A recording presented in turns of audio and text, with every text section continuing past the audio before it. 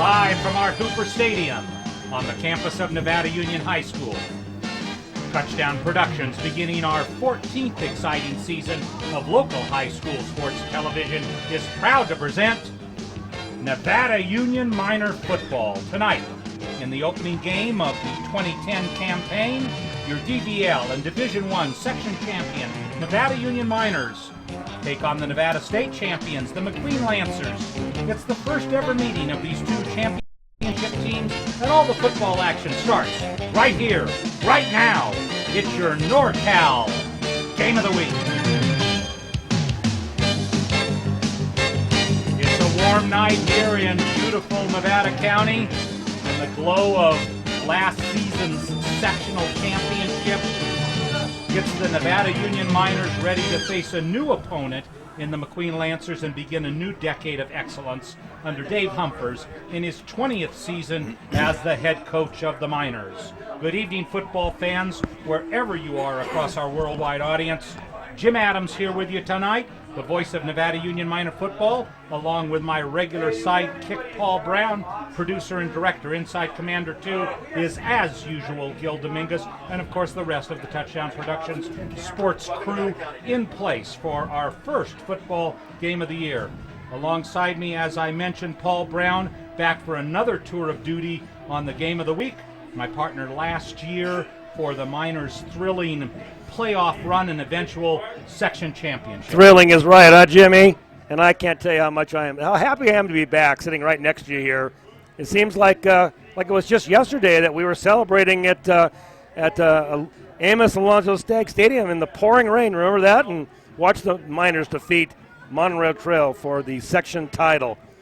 Coach Dave Humphers once again will retool his program, and they'll be ready to begin their defense of this 2009 section title tonight. I'm looking forward to it. A little bit of a change in weather over how we ended it last year. You and think? A driving rain, ice, storm, and wind. Tonight, a game in the 80s here at Nevada Union Stadium. Last season, as we mentioned, the Miners racked up almost 6,000 yards, scored almost 600 points while allowing only 209. So as we begin a new decade of excellence, we'll look at the new Sierra Football League, a real change of composure for the Miners. And as we've told you last season, Touchdown Productions now records 2 football telecasts each week. So while we are always here at Nevada Union, Marty Mortensen, Rick Elwood are at Bear River as the Bruins take on Cordova, and both games can be seen at NevadaCountyTV.org. So while we watch the teams warm up, we'll remind you that you are watching exclusive coverage of Nevada Union Minor Football on the Touchdown Productions Sports Network. Experience Roadhouse food from around the world at the Old 5 Mile House on Highway 20, your 5-minute getaway for fun and family dining. Your host, Robert Smith, has transformed the Old 5 Mile House patio into a charming oasis with live music almost every day. You'll find good value and good times, and in September, enjoy the taste of Italy along with the core menu of Roadhouse food. Get something for everyone at the Old 5 Mile House, your 5-minute getaway. Mike Bratton is the neighbor you can count on for your most important insurance decisions, 24 hours a day. The first step begins with a phone call. Hi, I'm Mike Bratton, your good neighbor State Farm agent, and I look forward to hearing from you. Since 1984, my team and I have been educating clients and developing long-term relationships through personalized and professional guidance on their insurance programs. We will put you in the driver's seat and strive to enhance each encounter you have with us. Like a good neighbor, State Farm is there. Hi, I'm Dawn Whitmore, branch manager at Adecco Grass Valley. Adecco is a full-service human resources provider. I'm Autumn Payne, your staffing consultant here at Adecco. If you're an employer, we have the perfect workers for you. I'm Lisa Harkey, senior staffing consultant here at Adecco. We know the economy is still tight, but we're here to help you find employment. We look forward to serving you.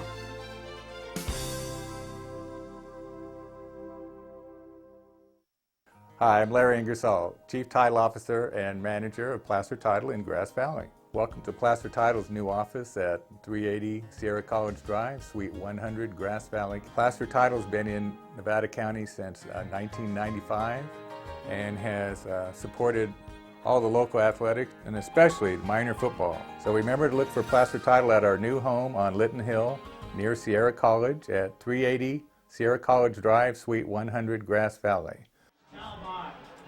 And also by Seifert Physical Therapy. John Seifert has over 20 years experience with the human body, and as a clinical expert in manual therapy, John knows how to make your body repair itself and is dedicated to making you whole again. Whether you require rehabilitation or a sports injury, the staff at Seifert Physical Therapy is ready to make you well. They accept most insurance plans and are conveniently located near the Nevada County Fairgrounds on McCourtney Road. Seifert Physical Therapy, proud to donate their time as physical trainers for the Bear River High School football program. And of course by Touchdown Productions, beginning our 14th season of local sports television. Jim Adams with you tonight, along with Paul Brown, saying thanks for tuning in and making us the #1 sports telecast in the Foothill. Remember, all of the Game of the Week telecasts since 1997 are available on DVD, including this exciting 2010 football season opener. They're all great sports moments produced by Touchdown Productions, now seen streaming all over the world at www.nevadacountytv.org. Just click on Watch NCTV Now or On Demand for the latest broadcast of your NorCal Game of the Week. So, Paul, the new chapter continues. Here we are in our seats to begin another season, and I think that we left, the last time we parted, we had quite a glow going. Nevada Union had played Monterey Trail in dismal weather conditions, but with a joyous result. Nevada Union with a 20-2 victory at the University of Pacific, but now that was yesterday, and now is today. We see a pretty radically different Nevada Union team on the field tonight. And I know you've been talking to Coach Humphers, Jim. What does Coach Humphers bring us, and what are his prognostications for this season? Well, you know, I think that most of the coaching staff is very optimistic. For the last 6 months, one of the things that they've said is we're going to have a much younger team for the 2010 campaign than we did in 2009. But with that said, he's put together an awesome offensive line. Cody Longback, Alex Sarner at center. Just has an awesome line that should provide some great support for the quarterback this year. For the 6th straight season, the quarterback for the Miners will be number 11. This year, Josiah Pay. Joe Pay is an exceptional individual, and I expect to really see some great things from him as this season begins to unfold. And if you take a look at the Miners lineup, you know, they've put together a pretty good team. Some of the names we've heard before. In the backfield, you're going to see Tanner Vallejo. You're going to see Connor Keith, the son of Coach John Keith. I had a chance to talk a little bit with Devin Grimes, and Devin is a specimen, and he is ready to go. You and I kind of talked about this in the pregame. For the first time in his coaching career, Coach Humphers has the opportunity to coach both of his sons, junior Dave Humphers, who will probably see a lot at halfback tonight. In addition to that, his other son, linebacker Hank Humphers. So we'll get to see the contribution that they make. Michael Champagne comes in at right tackle, really ready for another season. And when we come back, let's take a moment to talk a little bit about this awesome McQueen team. We'd like to remind you you're watching exclusive coverage of Nevada Union Miner football on the Touchdown Productions Sports Network. B&C is your neighborhood home and garden center for both builders and consumers.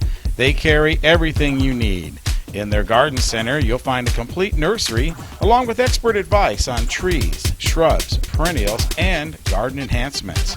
They're open 7:30 to 6 Monday through Saturday and 8 to 5 on Sunday. So start right, start here at B&C True Value Home and Garden Center in the Fowler Center, Grass Valley. Your car or truck is an extension of your personality. Chuck Cavros knows this, so Top This delivers truck and auto attitude every day with in-store displays featuring thousands of products from WeatherGuard, DZ, bracket truck racks, along with a large selection of aftermarket performance products, all from the top manufacturers. So give your car or truck the attitude it deserves at Top This Truck and Auto Accessories. Gold and silver are more important as a part of your investment portfolio more now than ever before. There's inflationary pressures. China alone could push the gold price more than double from $1,000 to $2,000 an ounce. Hi, my name is Jason Hommel and welcome to the JH Mint. Here at the JH Mint we have all sorts of gold and silver. We have about 200 ounces of gold. We have about 20,000 ounces of silver or more in stock. We also assay or scrap gold jewelry and placer gold, and we will be here for all of your gold and silver investing needs Monday through Friday, 10 a.m. to 5 p.m. The Hauser family reminds you if it's round, rubber, and it rolls, then you're sure to find it at Plaza Tire and Auto Service. From regular car and truck tires to small specialty tires for your trailers and golf carts, you can trust Plaza Tire has the tire for you. They stake their reputations on it every day.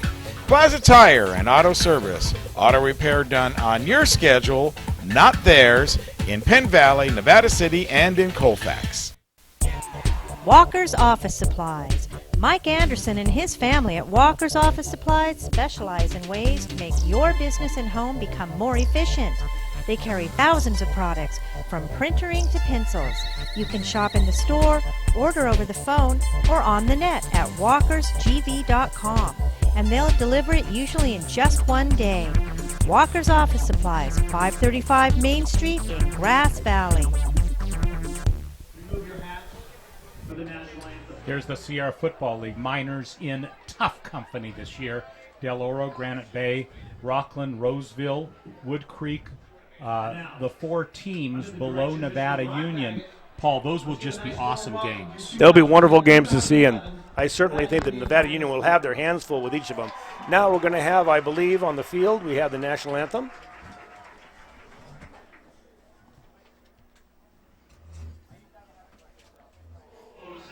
Can you see by the dawn's early light what so proudly we hailed at the twilight's last gleaming, whose broad stripes and bright stars through the perilous fight o'er the ramparts we watched were so gallantly streaming, and the rockets red glare, the bombs bursting in air, gave proof through the night that our flag was still there.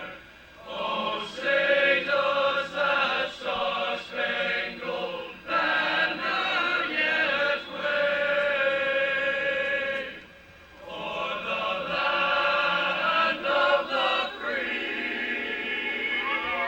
and the homes of the So here is the general consensus as we begin the season. If you just saw the teams, Gil, if you could pull that graphic back up for just a second of the teams in the league, here's what it comes down to. Here's what the coaching staff feels. If they can make it through the regular season against the likes of Del Oro, Granite Bay, Rockland, Roseville, and qualify for a playoff spot, Paul, they think that they will be so battle-tested that they'll have a shot at it. And I'd have to agree. Well, speaking of battle testing, Jim, tonight's contest I think we're going to find to be very, very interesting and an excellent warm-up game for these Miners. We'll talk about here the PVL first. Here's Bear River. You can see Marty Mortensen covering that game tonight.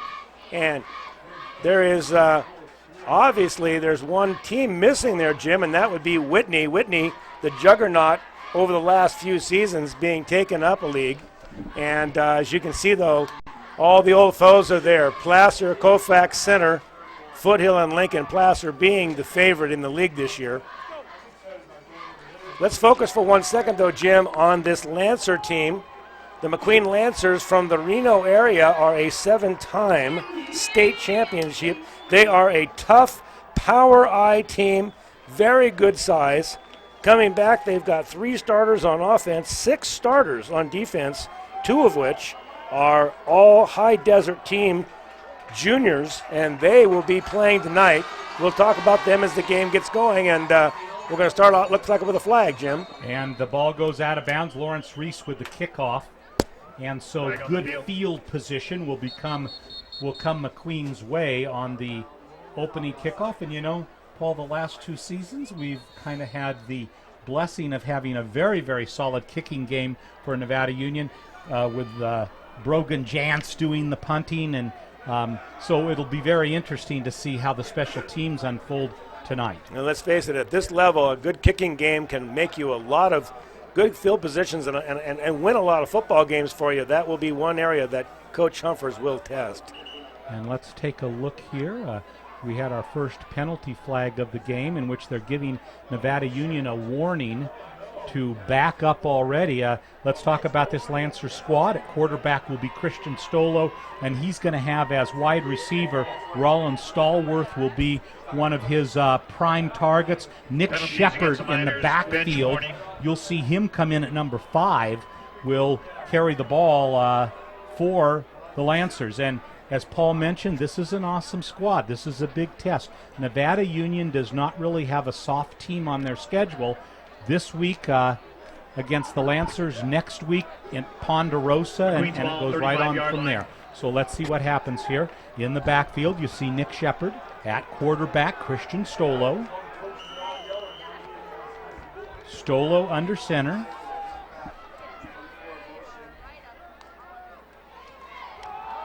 And he gives it, breaks almost into the secondary, gets knocked down, carry by Nick Shepard. Opening that hole was number 25. That was Sandoval. Gain on the play for McQueen, He is one big boy. Shows up as only 5'7", 170, Jim, but I'll tell you what, he certainly cleaned house with the defensive line. Tyler Houlihan with the first hit for Nevada Union. That'll bring up a 2nd down and 4. Up man. Not much gain on the play. Solid defense by Nevada Union as Connor Peters takes the ball for the Lancers.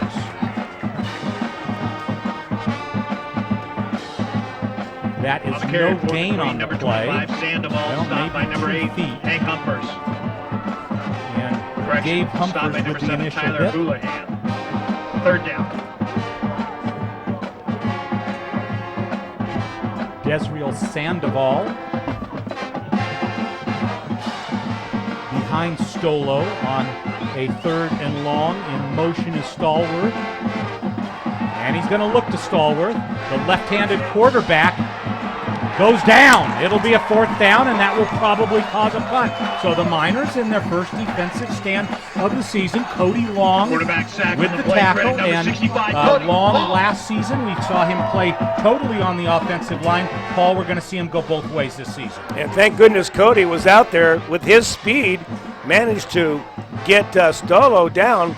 Left-handed quarterback going left. He had receivers open, and Long did the job out there getting the tackle. Back for the Miners is Tyler Houlihan. And this will go in the direction of Dave Humphers. Miners will not field it, and the ball is taken at the 15-yard line. So the Miners will set up shop, and the Josiah Pay era, Josiah Pay, a junior, will now begin for Nevada Union. Josiah, a very confident quarterback. Paul, an exceptional student, an exceptional youth, had the chance of spending a week in Mexico last February with Cody Long, with Jake Tilley, with Alex Sarner, who plays at center, and then also with Josiah. Great guys. So let's see what happens here. Has also a good arm. Hands it up the middle, but the stingy defense of the Lancers, led by number 16. On the carry for the Miners, number 10, Dominic Petnato. And Dominic Petnato on the Second carry. down, Miners, 2nd and 10. Petnato, now there's a name we recognize, huh, Jim? Yes. He is donning the same number as brother Dan Petnato. Dan off to Arizona. I understand he's doing quite well. I saw him a few weeks ago, and indeed he is. 2nd down. Handoff up the middle. Not much of a gain. That'll bring it to about 3rd down and 10 for the Miners. Max Talbot on the carry for Nevada Union. And as we mentioned at pregame, this is one big bunch of beef up front there for the Lancers. As you can see it, I'm not sure if it 18, comes Jake across Tilley. well on the TV, Brings but up third down. this is one stout-looking defensive line, Jim. They tower above the offensive line of NU. So should be see the arm for the first time of pay. Trapped, throws the screen. It is complete, but maybe only a 2-yard gain to Connor Keith. Good catch by Keith. Had to pull that thing in with his left hand, but not much yardage. It'll be fourth down and about 9. We're going to see a 3 and out here by the Miners. Matt Whitler back to kick, to punt for the Miners. And deep is Nick Shepard for the Lancers. Good kick. Sends him back. Miners get a good roll. Ball inside the 40, inside the 30. And that is what you call an effective punt. Yeah, looked like a bowling ball going down there. It just kept rolling. Looks like about the 25-yard line. The Lancers will take over. First and 10. Well, that was not, I'm sure, what Coach Humphers was looking for, Jim, a 3 and out in his first offensive series. They just couldn't get much going anywhere. There was nothing there on the pass and a lot of heat in the backfield early. And a 54-yard punt on his first of the season by Whitler. Gets the Miners out of trouble, and here comes the Lancers up for their second series. Handoff. Arnold Carrillo. Carrillo with a short gain. Miners looking good early on defensively. 2-yard gain on the play for McQueen, number 31, Arnold Carrillo on the carry. Stopped by the Carrillo Miners, coming number off the 20, field Tanner now, back Vallejo. on. And you're going to see Connor Keith on defense, Tanner Vallejo, Gabe Humphers, linebacker, and the Miners have a good defensive line. They're young and they're hungry. One of the coaches described them as vicious, so let's see how vicious they can be on this 2nd and 8. Back to pass. Throws out here in the flat, complete. Good tackle by the Miners, good bang tackling. The reception is Desrael Sandoval. Sandoval taking that pass in the flat. Not much else there, and then he was hit immediately by a Miner defender. And that'll bring up a 3rd down and 4. Lancers are satisfied to just get little pieces. They haven't thrown anything long downfield yet.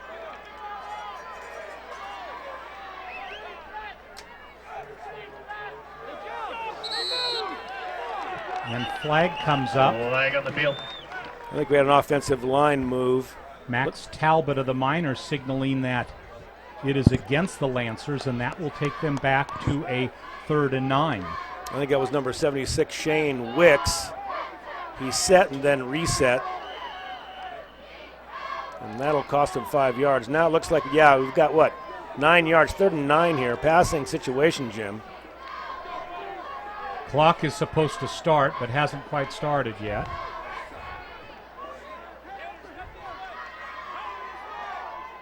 Man in motion, Nick Shepard rolls right and almost intercepted by Nevada Union. He may have caught that ball. They're going to say that he picked that off the top of the defender. No, that will be an incomplete pass. No, they're going to say that was complete. However, far short of a first down. That'll bring up pass, 4th down and 5. That ball was Completed almost pass. intercepted, like you said, Jim, but came Completed bouncing pass straight to up. number 15, Garrett And Crosby. the offensive Lancer picked it up. Jace Carlson to punt for the Lancers. 4th down for McQueen. Deep for the Miners are Tyler Houlihan and Gabe Humphers. Almost gets the block underway. Fair catch being called for. Comes on up and makes a very nice Ball fair catch. Ball's going to be spotted Does on the Tyler Houlihan. 44-yard line. And that is a tough catch, Jim, for us. On For the a catch, junior. Miners, number 7, Tyler That's like a Houlihan. center fielder coming in and catching it at the shoe tops, but you've got to catch a football. First down, Miners. Well, and you know, if you take a look at it, here's the exchange. Whitler gets off a 50-something yard kick, and the Miners from their last possession pick up about 20 yards. So they're going to start at the 45-yard line. Single back, man in motion, first man through. Nice gain for Nevada Union. Connor Keith on the carry, number 44. Connor, 6 foot, 190 4-yard gain on the pounds. play for the Miners, Junior. number 44, Connor Keith. On the stop, number 40, 6:17 to Tyler go Pearson. here in this first Second quarter. down, We Miners. have no score from the home of the Miners, Nevada Union. Jim Adams, Paul Brown bringing you all of the inaugural game for Nevada Union in this 2010 season. 2nd and 6. Handoff, right side. Can he turn the corner? He does. First down, Miners. Out of bounds is Devin Grimes. Good run by Grimes. Coach Humphers knows if you can run between the tackles like he did on first down, generally it'll loosen Senior up the carry picking up outside. first And down for Grimes, the Miners. That's number thinking around the 26, right Devin side, gets the Grimes. first down of the night On the for stop, the Miners. McQueen, that's number 15, Miners Garrett expecting a lot Crosby. from Devin Grimes First this down, season. Miners. Grimes comes in as a senior, 5'10", 195 pounds.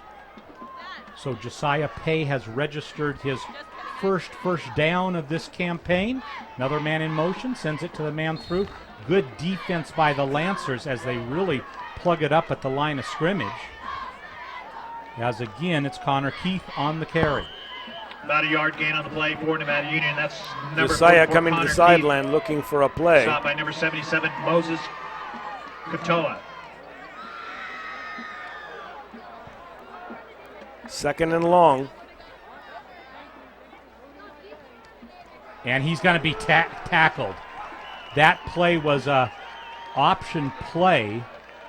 It was a right side option play, Jim, and it just was slow in developing. Way too much penetration to the defensive line of Quarterback sack on the play. McQueen got McQueen, into number the backfield 25, pretty Sandoval. quickly, and Josiah Third didn't down. have much of a chance. 3rd down and long, 3rd and 15, 4:59 to go in this first quarter. Near side is Brock Kraus. Back to pass, throws the screen over here, needs a block. Almost got the block, goes down the sideline to the 20.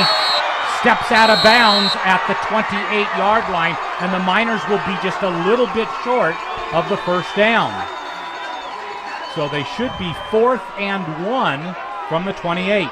Completed pass for the Miners. That looked like number 28. That was Harding, was it not? They just gave him a first down. That's really Stepping out of interesting bounds. because The 34-yard line. I think he had plenty of. First down, I think he had Miners. plenty of yardage, Jim. At my first glance, I thought he had lots of yardage to get that first down where he stepped out. He was certainly, though, beating himself up. That was 7 points and just barely stepped out of bounds at the 28.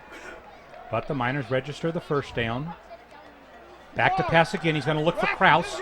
Kraus just turns around a little bit late, a longer route than Josiah Pay expected. Incomplete pass, ball's attempt for number 12, Brock Kraus. Dave's got a nice arm, though.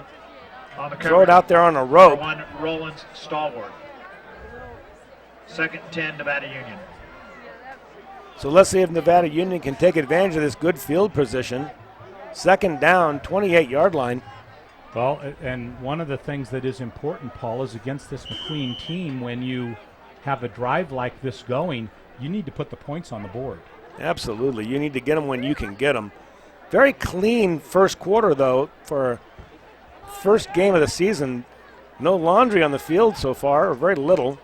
Here's Grimes again, needs to get around that right side, needs to get a block, doesn't quite, and as a result of that, the Miners register a 2-yard loss. Carrying the ball for the Miners, number 26, Devin Grimes. Stopped by number 5, Nick So that's going to make it 3rd and 12. So let's see if Coach Humphers comes back out to the flat again. Very effective pass play. Could very well have scored. You got to think the Lancers will be looking for it. Brock Kraus now near side. One-on-one coverage with Roland Stallworth. Back to pass. Nothing will happen there. Josiah Pay is buried back at the 38-yard line Quarterback of the sack Lancers. on the play. Sloan Curry, and like you were saying, Jim, a lot of penetration there in the backfield quickly. Sloan No Curry. time to develop any kind of a pass play. 4th down, Miners. And the Miners will try to cough and kick this. Whitler to punt for the Miners. No, it's not. They're going to run it. And here he comes around the left side. A lot of yardage to get yet. And then taken out of bounds. No flag will be thrown. And then there is a flag on the field. And that might be a first down. Gabe Humphers with the carry. That flag came in really late. That was Roland Stallworth out there. And, you know, Jim, from here it looked like the official was not going to throw the flag. He may have taken a little bit of verbiage from Stallworth. Well, and, you know, Dave Humphers was right in his face, too, as they threw him out of bounds. Now the officials are conferring, so it will be interesting to see how this all sorts out. 3:19 to go in the first quarter. Miners had a 4th and 12. In fact, the Miners had more than a 4th and 12. They had about a 4th and 20. Interesting call, though, Jim. Yeah. 4th down, he decides to run it. He didn't have enough confidence in his kicker to kick it to the corner. Penalties I'm surprised at that call. And a personal foul, but it's a post-possession foul, so it will go back 15 yards, and the Lancers will take control of the ball. McQueen's ball. So it probably was something said out there. Well, he called it a personal foul, so it probably was the hit, because otherwise it would have been unsportsmanlike conduct.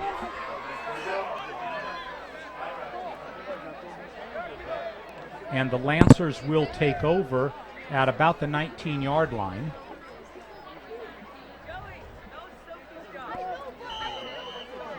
$15-yard penalty against McQueen, however, not enough for a first down.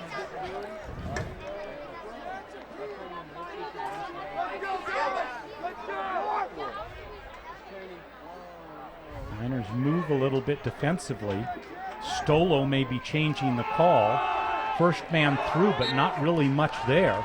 Bodie Weiniger right there at the end of the play. And the carry by Desriel Sandoval.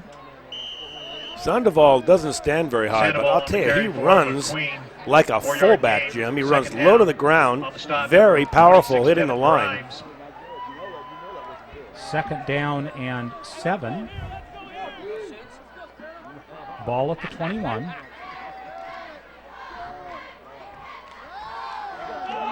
Pitch on the carry is Nick Shepard. Shepard picks up a few more yards. That will take it almost to the 25-yard line, where it's going to be 3rd down and 3. Nick Shepard on the tackle for the Miners. Number 8, Hank Humphers. So the Miners called upon again to make a stand here. Nick Shepard checks out for McQueen.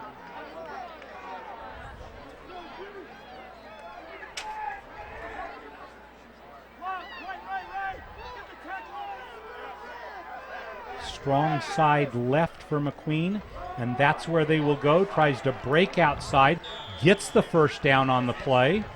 Eric Martinez on the carry. Very tough running. The Lancers picking up the first down, pulling a guard, getting a block outside, and managing to come up with that 4 yards they needed for the first down. Inside 2 minutes to go in this first quarter, no score. However, McQueen has registered their initial first down.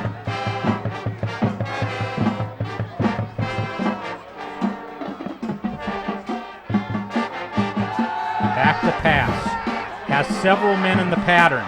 All of them covered well. Miners converge, and a hard hit out of bounds on the play. A good hit by Tanner Vallejo. Boy, and I'll tell you, Jim, that's something we're going to see this year.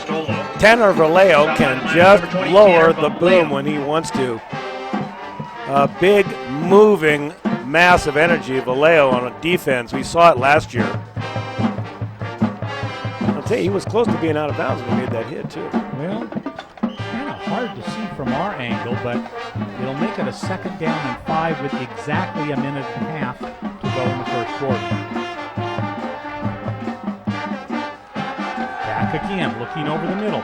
Throws long. Good coverage. Could be intercepted, and is by the Miners. A nice interception by Matt Whitler. Matt Whitler playing center field. That ball was thrown up for grabs and underthrown badly. All he had to do was wait for it and put his thumbs together, bring it in. so Whitler with a good first quarter, a 50-yard First down, plus punt, Miners. and a nice interception. Miners again with decent field position at their own 38-yard line.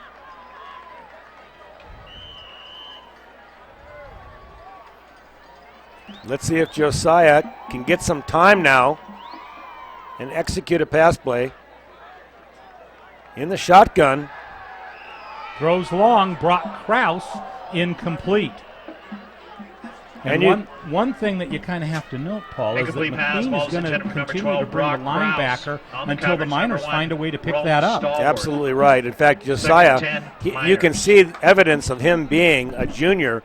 He knew the pressure was coming. He just let that ball fly. He didn't really take time to find his receiver and make an accurate pass.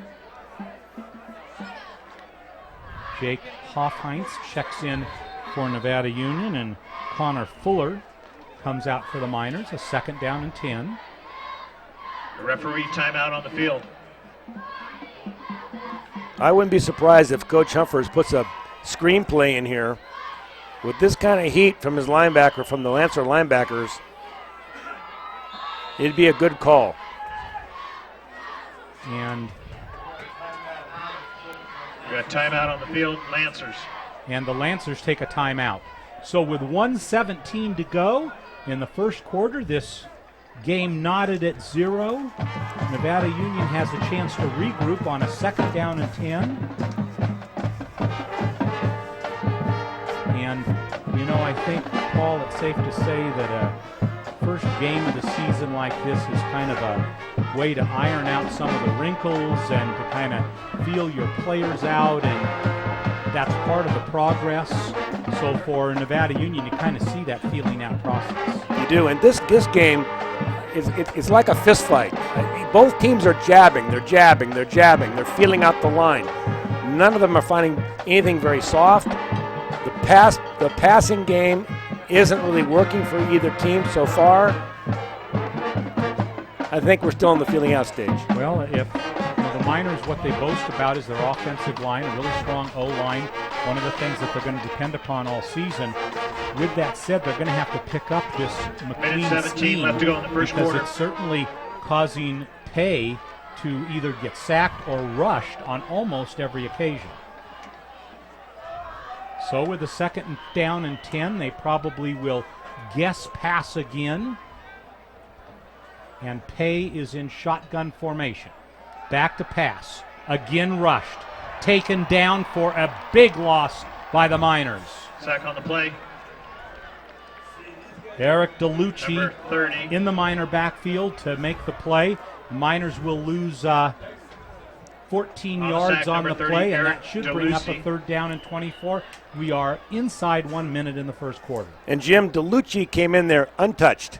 He was absolutely untouched. Here's a replay. Now watch DeLucci. You can see him at the bottom of your screen. No one touches him. He comes right through. Either it was a missed assignment or DeLucci was a blitzing linebacker that just wasn't picked up.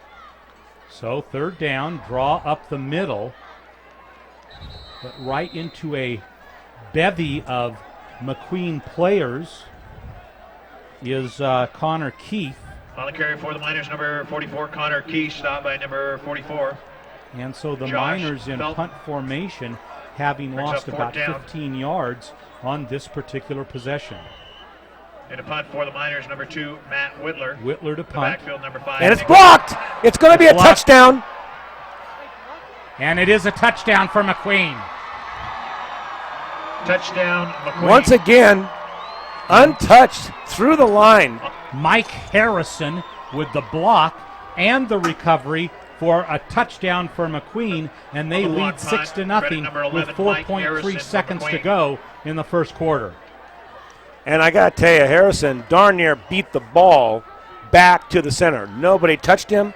Again, I'm afraid, Jim, this is preseason missed assignment by the Miners that caused the 6-point score. And as you can And for see the here, extra point McQueen for has McQueen, number 10, several wrinkles Jace Carlson. to their PAT. This is interesting. They did this on the JV team.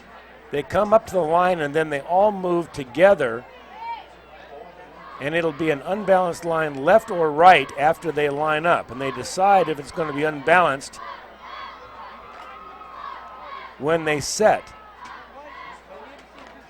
Snapped and blocked. And it's no good. So the block by Nevada Union as Max Talbot gets into the backfield, and so with 4.3 to play in the first quarter, we'll see a kickoff to end the first quarter. The Miners lead. Miners are trailing 6-0. Here's a replay. Let's take a look at this. Like I said, the blocker was in the backfield almost as quickly as the football. Gil, if we can see that one more time, maybe a little slower. There was no doubt this ball was going to be blocked. There's Coach Humphers on the sideline. In fact, Brad Dalbon speaking to his offensive players. Here's the replay one more time. Now, he comes right up the gut here, Jim. And look at the hole there in the middle, and he just penetrates that hole. Now watch, and nobody touches him. All right, Miner right fans, there, he comes right on through. There was no stunt on. For the kickoff. He just made a hole and came on up.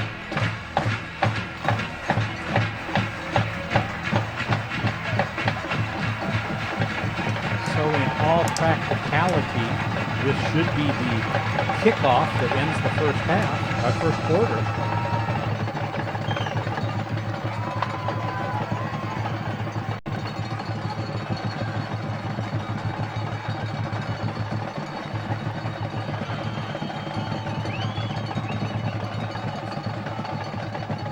And again, you see a heavy side. There is the kick, high and deep. Ends up in Humphers' hands, cuts up the middle. Somebody leaves their helmet on the field. And that's the end of your first quarter. On the return, number 3, Dave Humphers. No, it wasn't. And Tyler Gunter for the Miners. That'll end the first quarter. So look at the scoreboard. We've got 1 quarter in the books.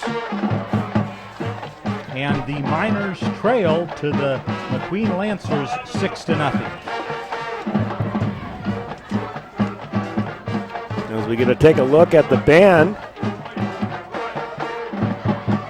So for the Miners, let's just talk about them for a minute. That first quarter, with the exception of one drive, they kind of moved backwards. A lot of adjustments to make, Paul. A lot of adjustments, and I think, Jim, I think this offensive line that we spoke about is being tested here this first game. We talked about the fact that the Lancers have an exceptionally big defensive line, and I got to say that the Miners are being manhandled a bit. They're missing some assignments, and maybe just coming off of the blocks of a superior defensive lineman. Well, and we've used the description a lot, but is this what you see in the first performance of what is a relatively young team? You know, last year, let's say, okay, the JV team last year went 7-3, very well could have gone 10-0, but instead went 7-3. So all of these players are pretty battle tested. Well, it's still just the first quarter of the first game, too, so let's see how they mature here as this game goes on. And another slow developing play. And again, Connor Keith on the carry.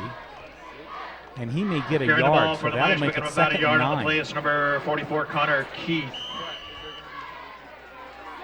2nd and 9, Miners.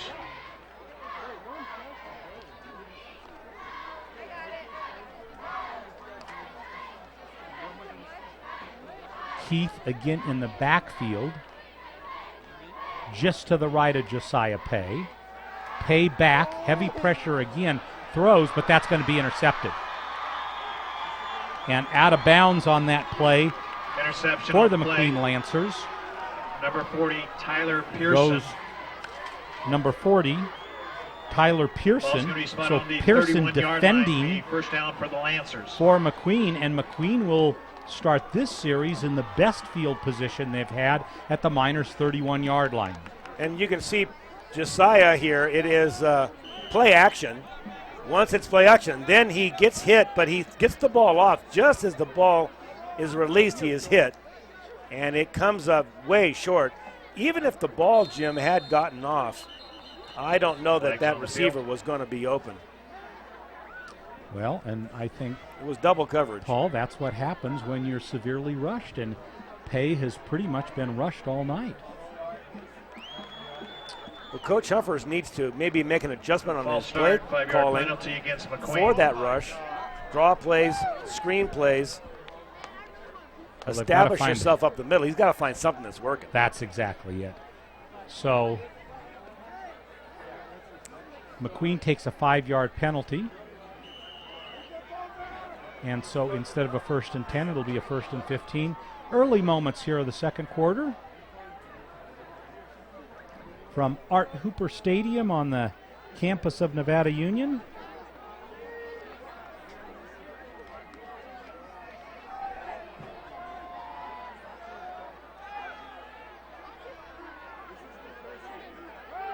Handoff, sweep to the right, almost defended well by the Miners. Now gets outside and stumbles down inside the 30-yard line. Does number 31, Arnold Carrillo. So a pickup of 6 on the play brings up a second down and 9. McQueen, number 31, Arnold Carrillo. On the stop, number 28, Dart Hardy.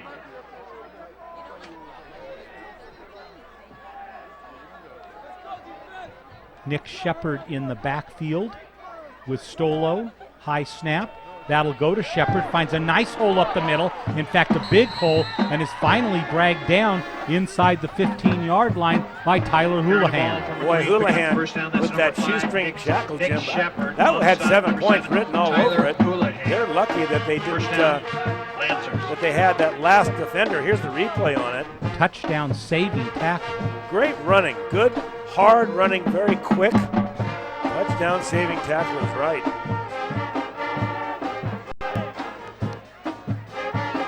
So a 1st and 10 for the Lancers. Back to pass. Has a man open. Throws, but incomplete. Had his up man, number 24, Lucas Boge, had him open, but chose to throw deep, and it was an incompletion. Boge was open early, Jim, and he chose to wait and see how the play developed. And eventually the Miners, the defense came over. And there was really nothing there. He was very wise to throw it out of bounds. So 2nd and 10. Stolo with a 2-back backfield. And a man in motion. Handoff. And a short gain on the play by Nick Shepard.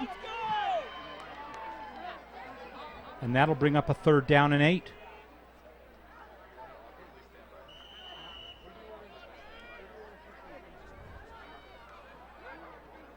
So the Miner defense tested one more time in the red zone.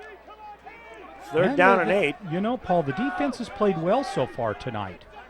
They have really limited the Lancers' penetration. Throws deep, but the Miner person is there to defend well, and it is incomplete. Great play there all the way by Josh Senna. Senna had his face to the ball through the whole process of that pass. He knew exactly where it was, and it sailed incomplete. Yeah, Senna smelled out that post pattern from the beginning. Actually, it was a fly pattern, and I think the ball was overthrown, and he kind of knew it when it was released. But we're going to now see if the Lancers have a field goal kicking game. Jace Carlson in for this attempt. Holder, quarterback Christian Stolo. Snapped, spotted, kicked, and that is going to be wide.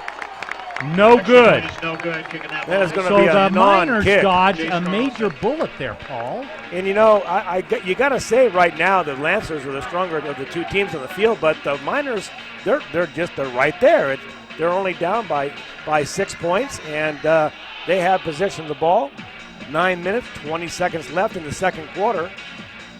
And with that said, the Lancers have scored 0 offensive points. The only points they've scored has been a special team block. That's true. And so now let's see if Pay here in the beginning moments can kind of get something going, and that play will absolutely go nowhere. In fact, that play will go backwards. The Lancers are motioning like they might have gotten the ball. I think the whistle was blown. And so the Miners have to figure out how to get this offense going. On the carry for the Miners, number 26. 3-yard loss Grimes. makes it Stopped by second and number 13. 30, Eric DeLucy. Second down, Miners.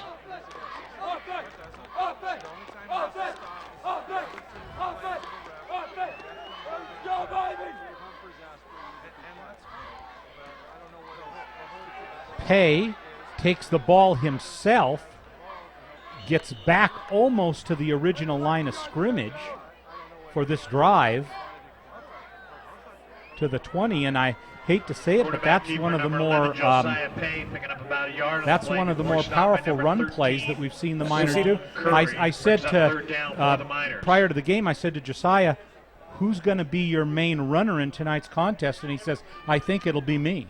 And he was basically running for his life, Jim. Yeah. Going around the right side. I'm not sure that was a called play, but that is what was available to him with the penetration of the defense. So let's see if they can figure this out. 3rd down and 10.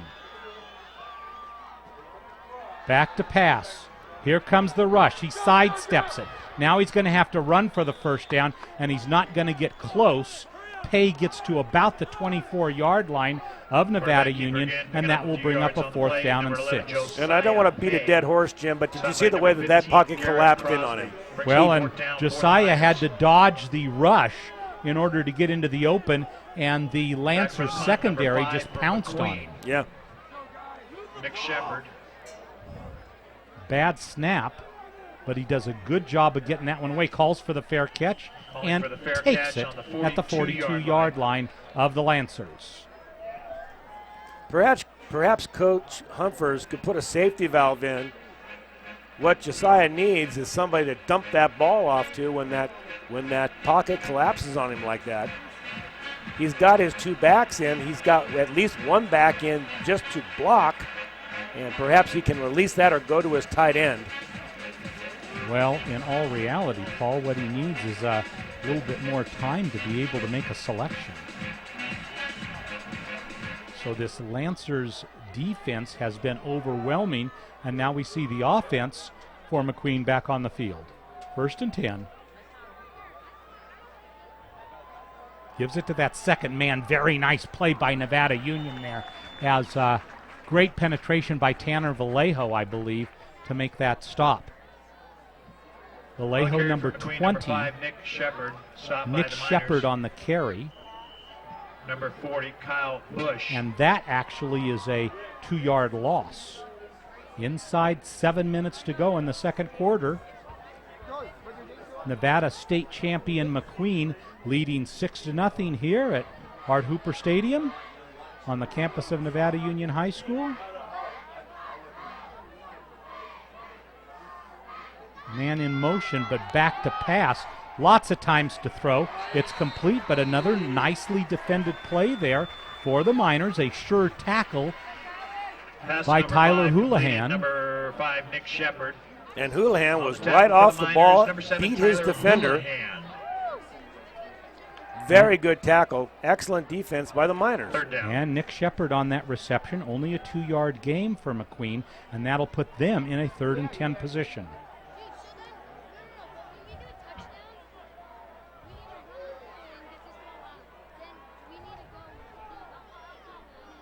Inside 6 minutes to go in the second quarter. Back to pass. Here comes the rush. Down he goes. No, he gets up and he dishes it off. Nice play, but it'll be far short of the first down. Miners do a great job of pursuit, and then a flag comes in at the very end. I think it will be against Nevada Union. Nick Shepard on the reception. It would have been a 4th down, and Tanner 12, Vallejo, number 86, Connor but it may have Fuller. been a face mask against Nevada Union. Let's see what the call is going to be here. You got to hand it to Stolo, though. That was some kind of acrobatics. He spun. Flags You thought he against was you, down. personal You thought he foul. was down. Yeah. I thought he was down. And before you know it, he's back up, making a completion. And to make it even worse, a personal foul against Nevada Union gives McQueen a first down.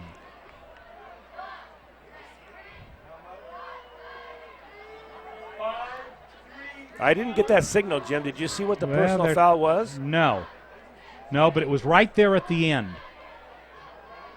Well, nonetheless, 5:40. They went 5:40 on the clock, and they've got it. after such a good defensive stand, Boy, that's the thing. That's what makes it so hard to swallow, is Nevada Union had put on an excellent defensive stand in every way, and then one faux pas by one of the defensive players gives McQueen new life and a first down in Miners territory at the 45-yard line.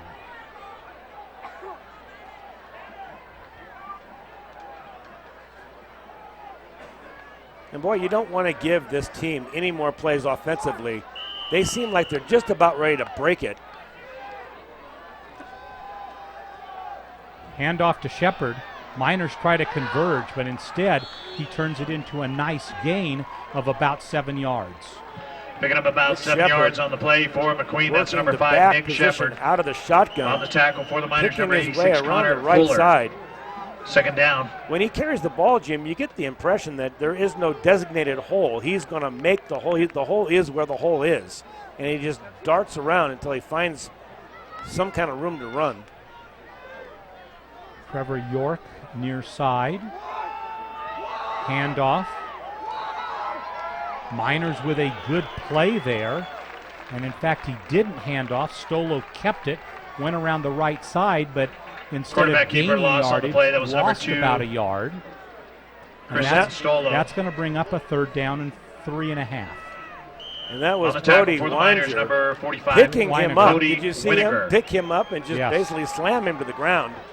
Well, we saw Bodie play a lot last season, Paul. So I remember. He is a returning star of last year's team. Third down and long. Bad snap, but flags on the field. And it'll be motion against the Lancers.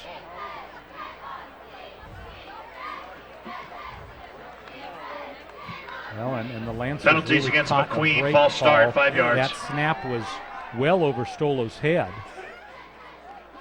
But the dead ball foul precluded that.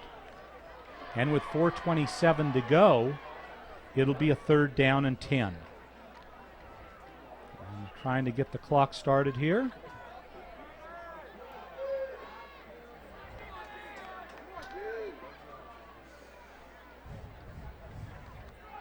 And it's a handoff. Draw up the middle. Miners are there.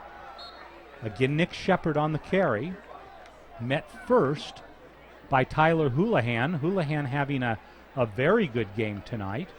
And that'll make it fourth down. Shepard able to get 6 yards right up the middle, right up the gut, Jim. Everybody on the sidelines expected pass.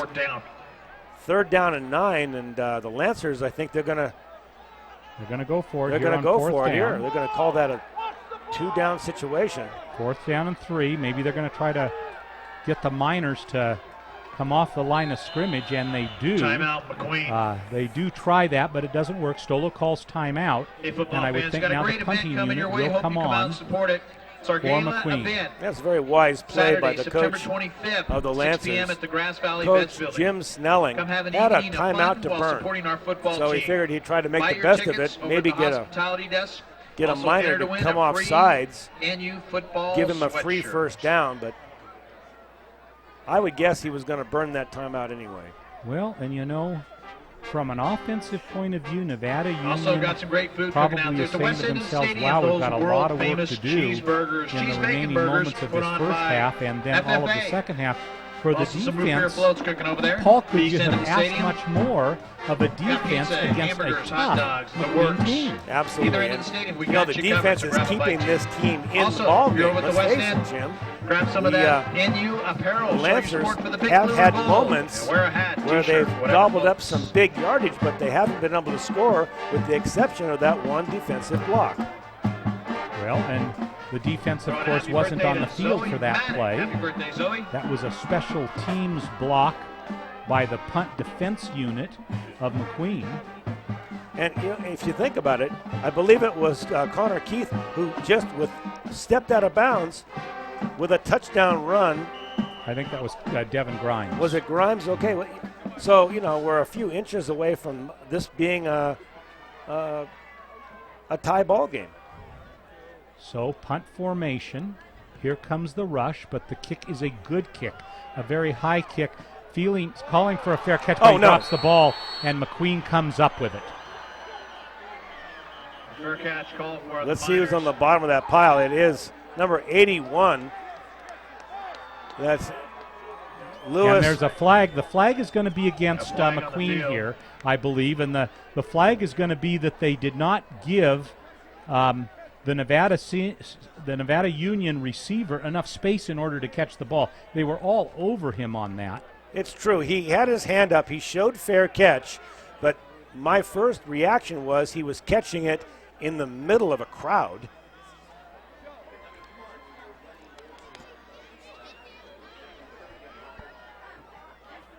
And so the officials try to sort it out here.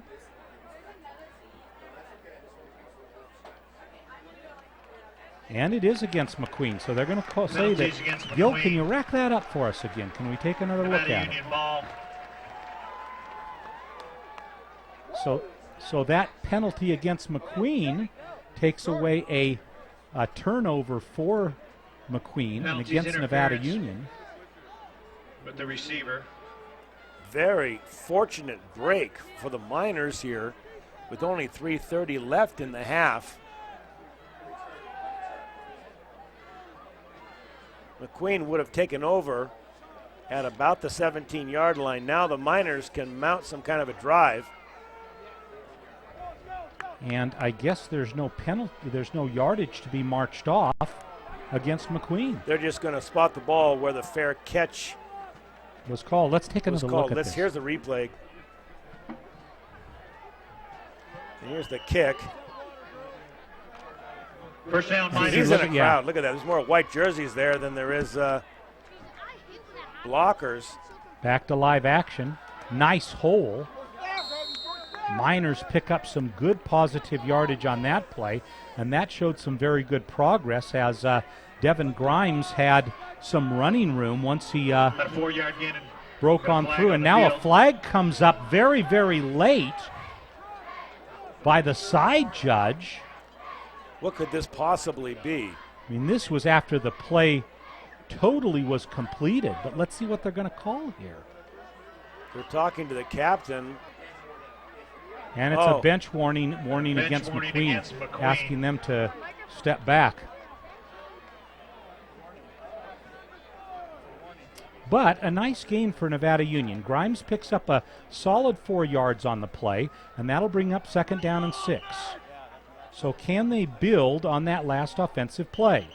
Handoff up the Flags middle. on I the think field. there was motion by Nevada Union prior to the play, so that will come back, and the 4-yard gain will be negated. 3:12 to go in the second quarter.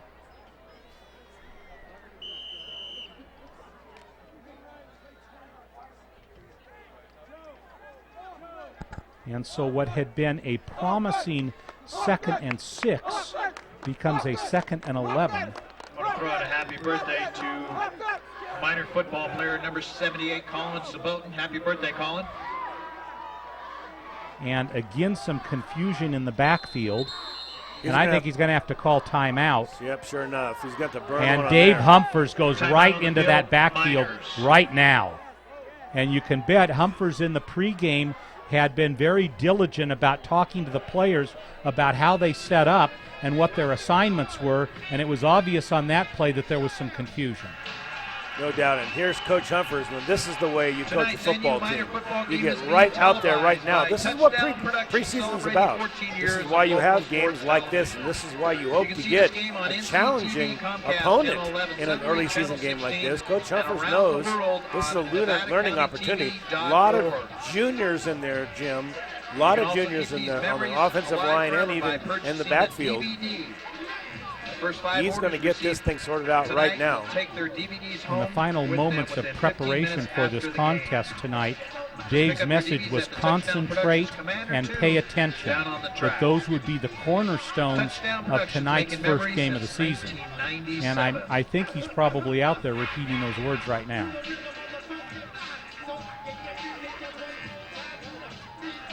And so here come the Miners, 2:47 to play in this second quarter.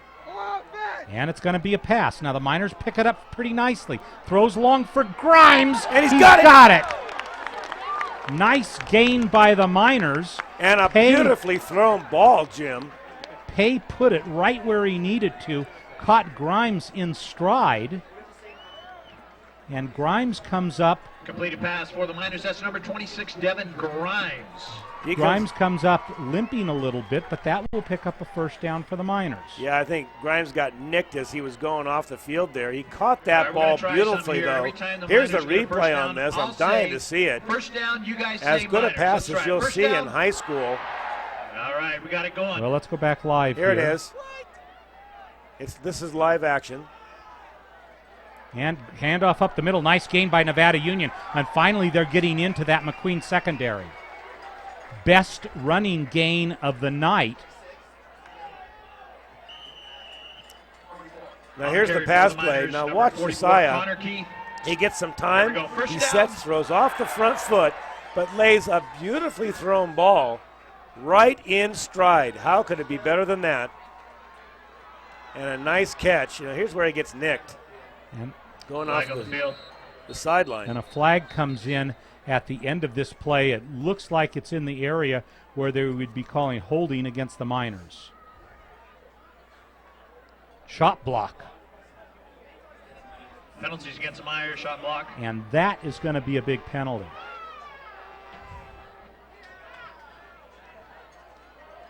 Number 62 for the Miners. That would be they're not showing a 62 on our program. 15-yard penalty. That is a 15-yard penalty, and that will make it first and 25. So a big test here for Josiah Pay and Company on a first and 25. In the last few plays, Pay seeming to get a little more time to allow his plays to develop.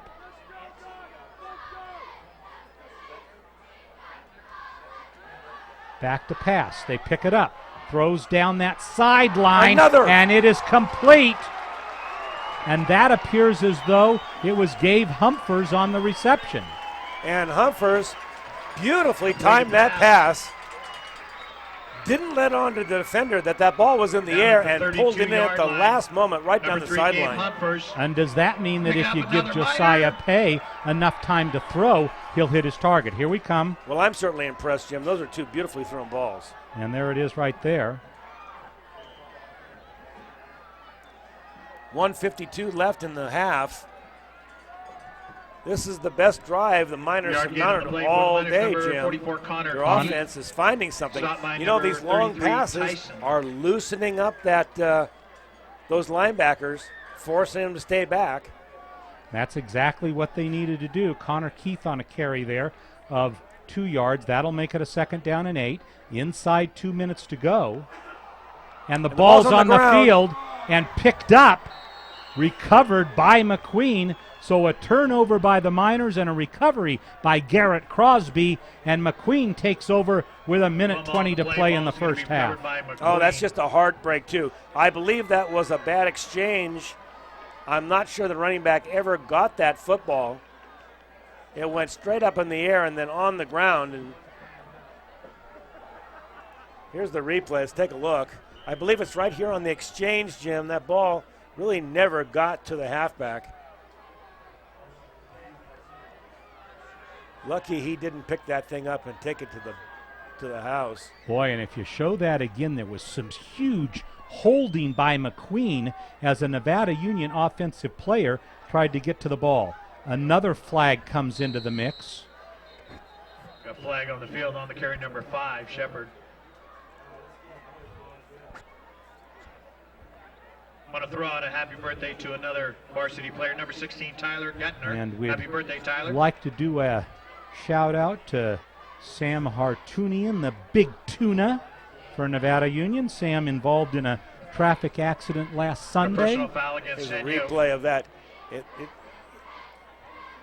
Now you see the ball on the field. Watch in the middle of your screen. Look at that Nevada Union player going for it, and look how he's pulled down. True. But they didn't see that. First and 10 for McQueen. And so a big play against, as we go back to live action, the penalty actually was against Nevada Union. And that'll take the ball inside the Miner territory with 1:15 to go in the first half.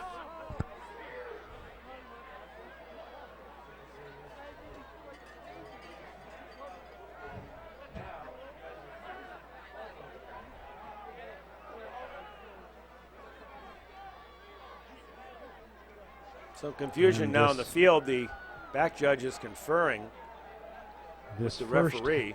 half is grinding to a halt.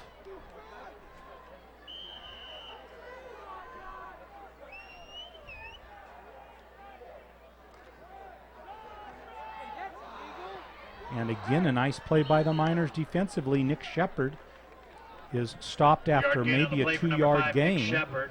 And we're Brings up inside second 1 down minute for to play McQueen. in the first half.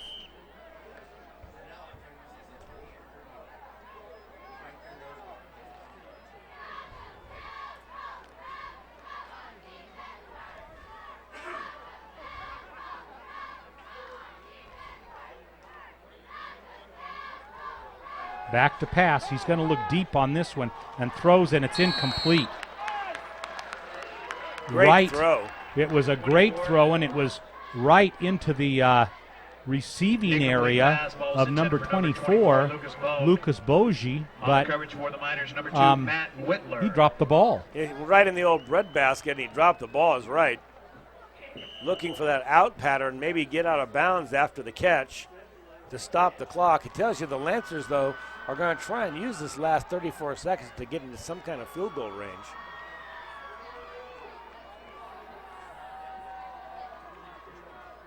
Ball's on And the there's ground. a fumble. See if the Miners call timeout here. And somebody appears to have called timeout. And it's probably the Miners, and it is. Timeout So on the the Miners field, take a Miners. timeout. A loss of 4 yards on the play brings up a 4th and 13, 26.3 seconds. So the Miners are going to try their luck at returning a punt if the Lancers decide to even punt the ball in bounds. That would be interesting. If there were 26 seconds left, they may try to just string out a play. I'm not sure that the Lancer coach is willing to take the chance at a punt return. Back on the field, number 2, it's Strollo is still back. The quarterback is on the field. I think they're going to try to run a play here, Jim.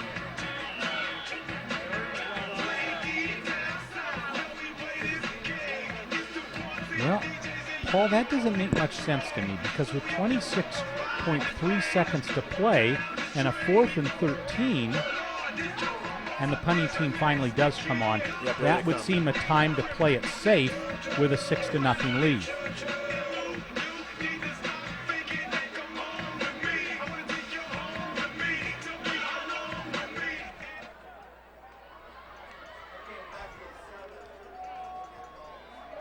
And the Miners with nobody back. They are playing this as though it's not going to be a punt at all. But it is. And that one will go backwards at about the 11-yard line. And so the Miners, with 18.4 seconds to play, will have a 1st and 10 from the 11. And you kind of have to ask, with this little time left, do you just take a kneel down, take it into halftime, say we're only down 6-0, and the 6 points that they got was on a special teams play. The D has played really well. The offense is coming on. Let's try our chances in the second half.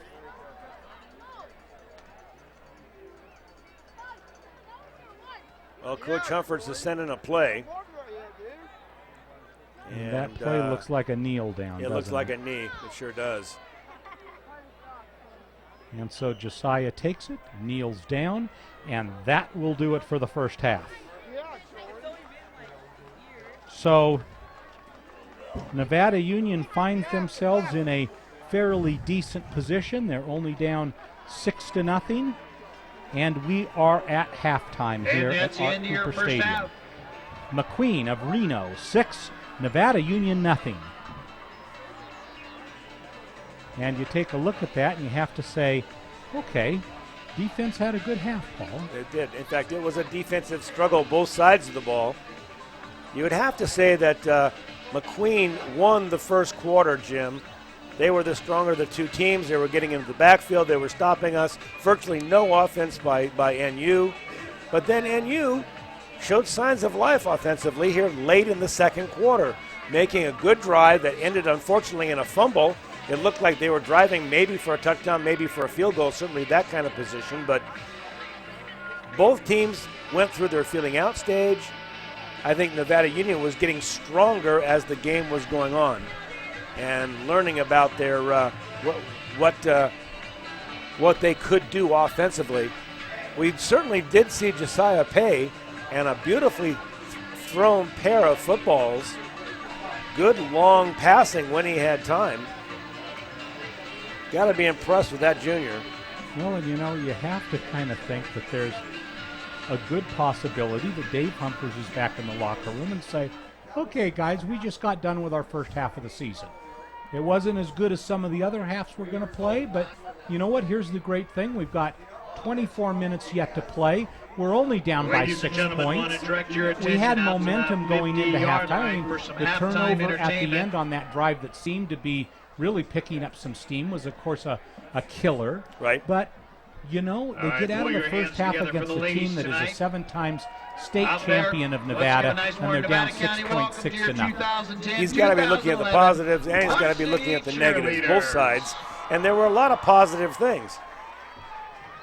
Well, the defense surely made a good statement for themselves. I thought that, you know, McQueen could not get much together on the McQueen could not get much together offensively. The only touchdown that they got was a special teams touchdown on the blocked punt.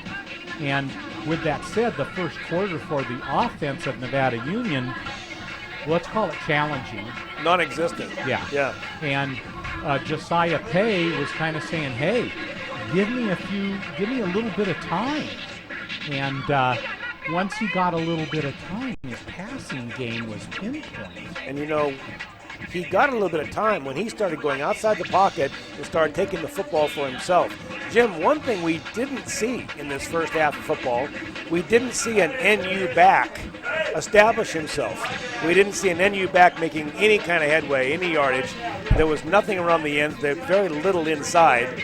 You can't, honestly, I couldn't even tell you who the back was in the backfield for NU that first half.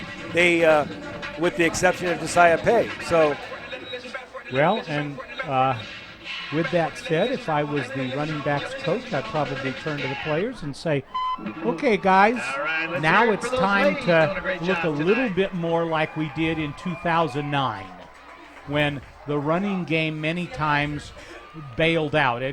You take a look at it, all 3 of the touchdowns in the Monterey Trail championship game were all running touchdowns. That's so true. So we'll see what the second half brings. We'll be back in a moment. We'd like to remind you that you're watching exclusive coverage of Nevada Union Minor football on the Touchdown Productions Sports Network. Experience Roadhouse food from around the world at the old 5 Mile House on Highway 20, your 5-minute getaway for fun and family dining. Your host, Robert Smith, has transformed the old 5 Mile House patio into a charming oasis with live music almost every day. You'll find good value and good times, and in September, enjoy the taste of Italy along with the core menu of Roadhouse food. Get something for everyone at the old 5 Mile House, your 5-minute getaway. Mike Bratton is the neighbor you can count on for your most important insurance decisions, 24 hours a day. The first step begins with a phone call. Hi, I'm Mike Bratton, your good neighbor State Farm agent, and I look forward to hearing from you. Since 1984, my team and I have been educating clients and developing long-term relationships through personalized and professional guidance on their insurance programs. We will put you in the driver's seat and strive to enhance each encounter you have with us. Like a good neighbor, State Farm is there. Hi, I'm Dawn Whitmore, branch manager at Adecco Grass Valley.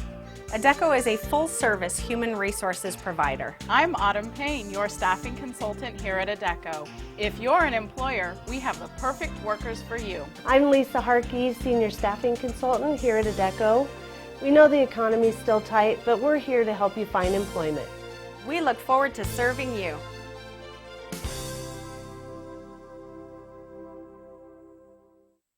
Hi, I'm Larry Ingersoll, Chief Title Officer and Manager of Placer Title in Grass Valley. Welcome to Placer Title's new office at 380 Sierra College Drive, Suite 100, Grass Valley. Placer Title's been in Nevada County since 1995 and has supported all the local athletics and especially minor football. So remember to look for Placer Title at our new home on Lytton Hill near Sierra College at 380 Sierra College Drive, Suite 100, Grass Valley.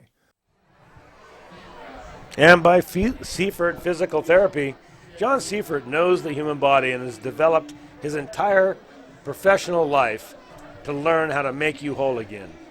As a clinical expert in manual therapy, John brings decades of experience to every single case. Whether it's orthopedics, sports injuries, or rehabilitation, the staff at Seifert Physical Therapy is there to serve you and only help you get well and whole again.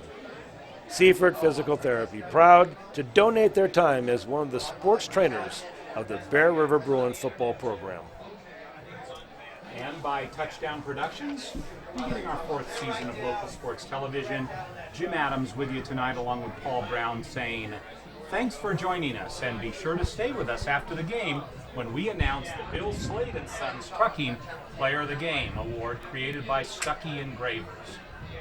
Paul and I will select the most deserving Nevada Union player and honor them with a beautiful Bill Slade and Sons Trucking Player of the Game award. So stay tuned after the game for the Bill Slade and Sons Trucking Player of the Game award created by Stuckey Engravers, coming up immediately after this Nevada Union telecast.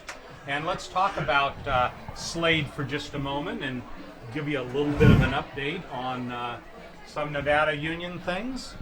And last Sunday, a little bit of an accident in Grass Valley. And Jason Slade, you remember Jason? He was the player of the game in the Section 1 championship game.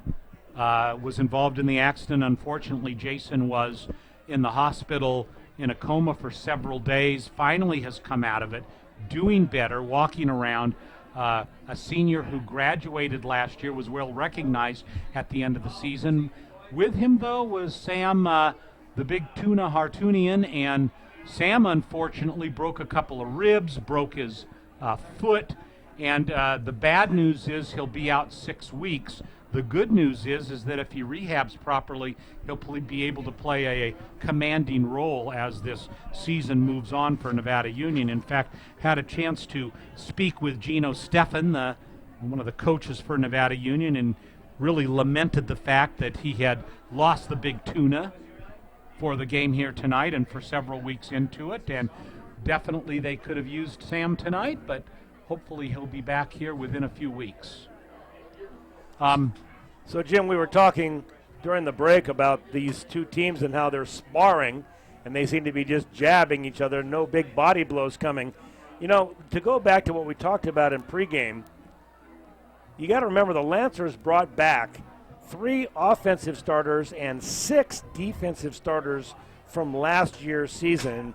And so what that equates to is maturity. You're going to bring older kids back that have had the experience, and maybe that is the difference so far in this ball game. 6 defensive starters coming back for the Lancers, and I think their defense is showing it. Well, and so that brings it up to the flip side of the ball, which is Nevada Union. What do they do in the second half? And this should be interesting for, I think, 2 reasons. One is Nevada Union has a young team, and they have their first half of their first game behind them, Paul. So number 1. Number 2, their game seems to be progressing offensively. Defensively, they're playing just fine. But their game seems to be advancing offensively as that second quarter especially wound on. So you and I talked a little bit during the break. They'll get that ball to start the second half, and in getting the ball to start the second half, it's going to be really interesting to see what they come out with to begin the third quarter. I couldn't agree with you more. I think Coach Humphers right now is talking to his offensive line. They're trying to plug some holes and give Josiah Pay more time. I think that's paramount on his mind. I mean, let's face it, if you can plug holes, you can also open holes. And if your running game between the tackles is working, it's going to open up your passing game. And Josiah Pay has proven that he's got a big-time rocket arm and can throw the nice ball, especially that 30, 40-yard pass. Those, for a junior, that's really something exceptional. I'm impressed with his arm. Well, and Humphers also has to be saying, hey, if I give Josiah Pay time, I'll roll the dice with that equation. You bet. So I've got to give him time in order to let Pay be the type of quarterback, because time not only opens up the passing game, but it also opens up the options as it relates to the running game. Right. And, you know, Brogan Jantz, remember last season, one of the touchdowns that he scored against Monterey Trail was on a scramble in that terrible weather. And why was that? It was because he had time to be able to roll out of the pocket, to be protected enough to find a scheme that would allow him to be able to get positive yardage, and they've got to allow Pay to have the same time to be able to replicate that. Now, you know, I know that Petnato went to Arizona. Did any other of the minor players get placed, Jim? You would know the answer to that question. Well, you know, here's a couple of interesting things. Zach Mash from several years ago, he's now playing in Hawaii, and he's supposed to be first team. So, I mean, that's something that's good. Of course, Dan Petnato had got the scholarship, and several of the other minors moved on during the offseason to play in D1 next year. But last year's team, of course, an entirely different squad this year. Last year, you went into it saying, you know, this team's got a chance to go a real long ways. This year, you go into it and you say, hey, in our first 4 games, let's pick up a couple of wins to get a little bit of confidence going for us. This is building, no doubt about it. And we have a halftime score. Is Bear River playing today? Oh, that's right, they are.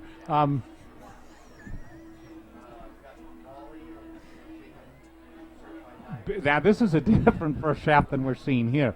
Bear River 29, Cordova 21. So they've already scored 50 points. We're way on the under in this game, I would say. Did you bet on this one tonight? And Mark Hauser's here, but you know what? I think he's here just to keep us on the straight and narrow. If we kind of poo-poo Bear River, he's going to be upset with us, even though we're here at the Nevada Union game, because he plays it totally fair and across the board. Right, Mark? That's right, Jim. Yeah, you got to be. You know, you got to be. He's a pillar of truth in our community. It's getting deep, he says. And he keeps Ken Schwartz in order. I think that's part of the job that he has. But just about done with halftime here. Gil, did we want to go to another break before the second half? Well, we'd like to remind you that second half action is coming up in just a moment. You're watching exclusive coverage of Nevada Union Minor football on the Touchdown Productions Sports Network. B&C is your neighborhood home and garden center for both builders and consumers. They carry everything you need. In their garden center, you'll find a complete nursery along with expert advice on trees, shrubs, perennials, and garden enhancements. They're open 7:30 to 6 Monday through Saturday and 8 to 5 on Sunday. So start right, start here at B&C True Value Home and Garden Center in the Fowler Center, Grass Valley. Your car or truck is an extension of your personality.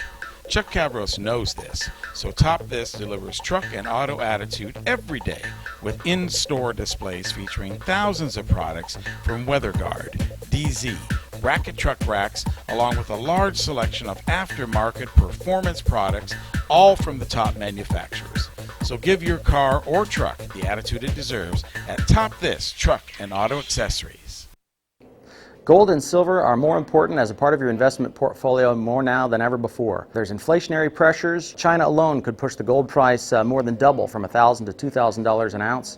Hi, my name is Jason Hommel and welcome to the JH Mint. Here at the JH Mint we have all sorts of gold and silver. We have about 200 ounces of gold. We have about 20,000 ounces of silver or more in stock. We also assay or scrap gold jewelry and placer gold, and we will be here for all of your gold and silver investing needs Monday through Friday, 10 a.m. to 5 p.m.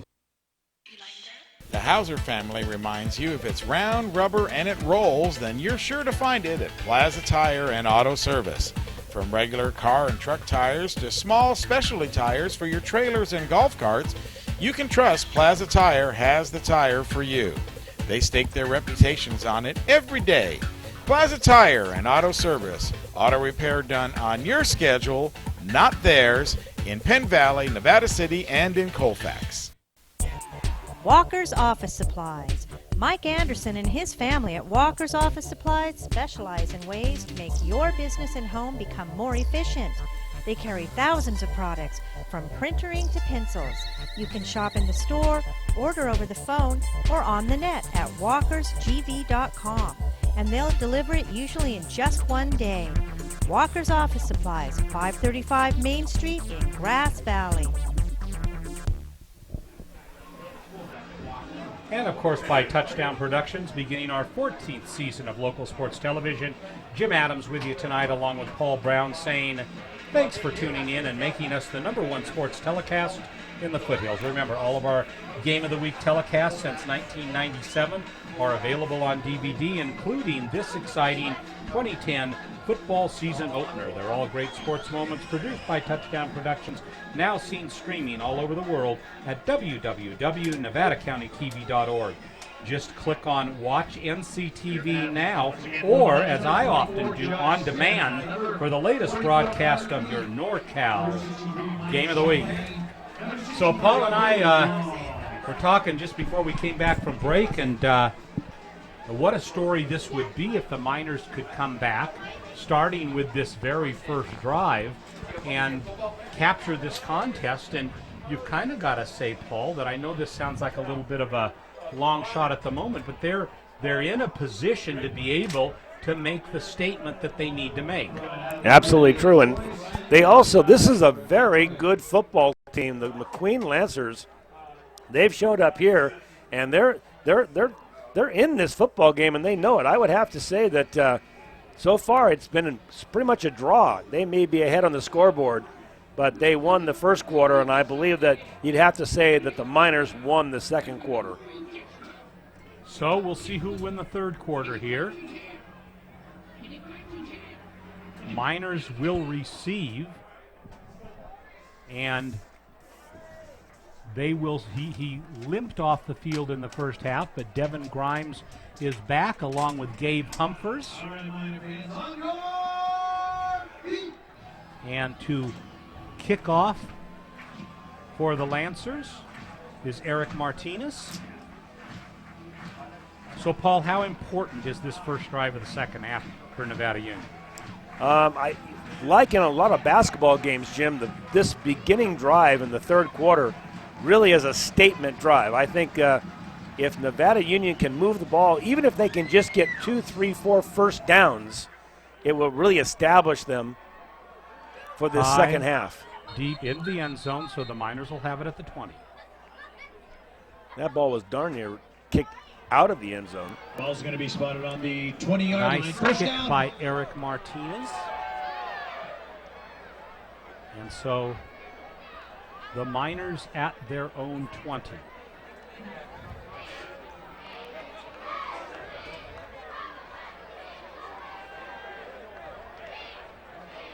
And so with a halftime under their belt, Nevada Union comes out. Keith in the backfield, but it goes through to the second man, and he picks up about 4 yards on the play. Now, if Coach Humphers, Jim, comes out and just decides he's just going to hit that line between the tackles, I think that would be a very wise move on his part. Let's establish the ground game. Let's establish dominance on the offensive line and then work from there. Pettinano on that initial carry. Man in motion. Gives it to the other misdirected man, but unfortunately goes right, Grimes goes right into a bevy of Lancers players and loses 4 yards on the play, and that'll bring up a third down and 10.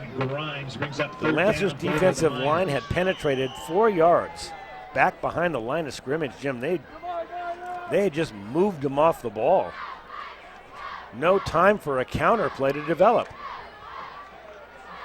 And so here's Pay in a passing situation. Back to pass, gets the protection, throws over the middle and right through the hands of number 86 for Nevada Union, Connor Fuller. Boy, Connor had a chance to, he had got enough yards for the first down. He knew where he was out on the field. The ball just goes right through his hands. Well, and you know, he was kind of in quadruple coverage, so you got to give it to Pay. He put it, threaded it right into his hands. And so here comes the rush again, and this is a line drive kick. See if he gets a roll on it. This one goes the other way. Miners need to stop it, and they finally do in Miner territory at the 49-yard line. Be first and 10, McQueen. So the first drive goes nowhere, and now we have a chance to see how McQueen is going to pull the curtain up on their second half offensive act. And I'm sure the McQueen coaching staff has had a chance to analyze what their offensive line did and what they did well. Let's see what they go to. Nick Shepard still in the backfield at the I-back. Stolo taking his time. Gives the ball off. First play is a big one. And that's Shepard. First play is a huge one. Touchdown McQueen. Touchdown McQueen. 49-yard run by Nick Shepard. For McQueen, that's number 5, Nick Shepard. And that was all Nick Shepard. He found just a little gap on the right-hand side, Jim, and then just outran the linebackers and defensive backs. I don't think he broke a tackle. I'm not sure that he was touched. Once he got into the open, there was no stopping. Congratulations, Ryan. So McQueen comes out and scores on their first offensive play of the second half. And they'll probably go for 2 in an attempt to make it 14-0.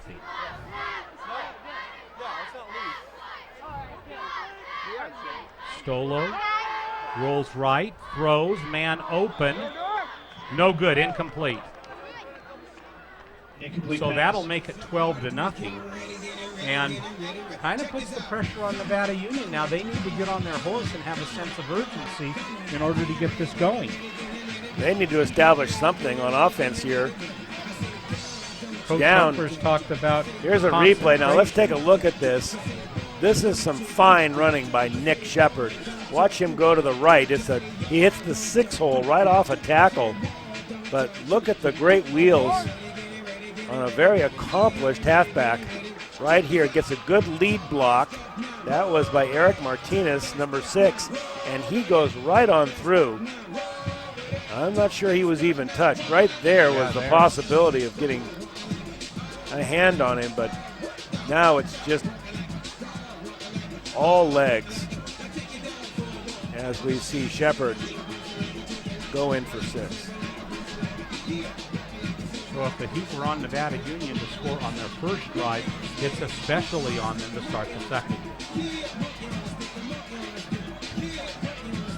And now, put your hands together. All right, Miner fans, once again on your feet.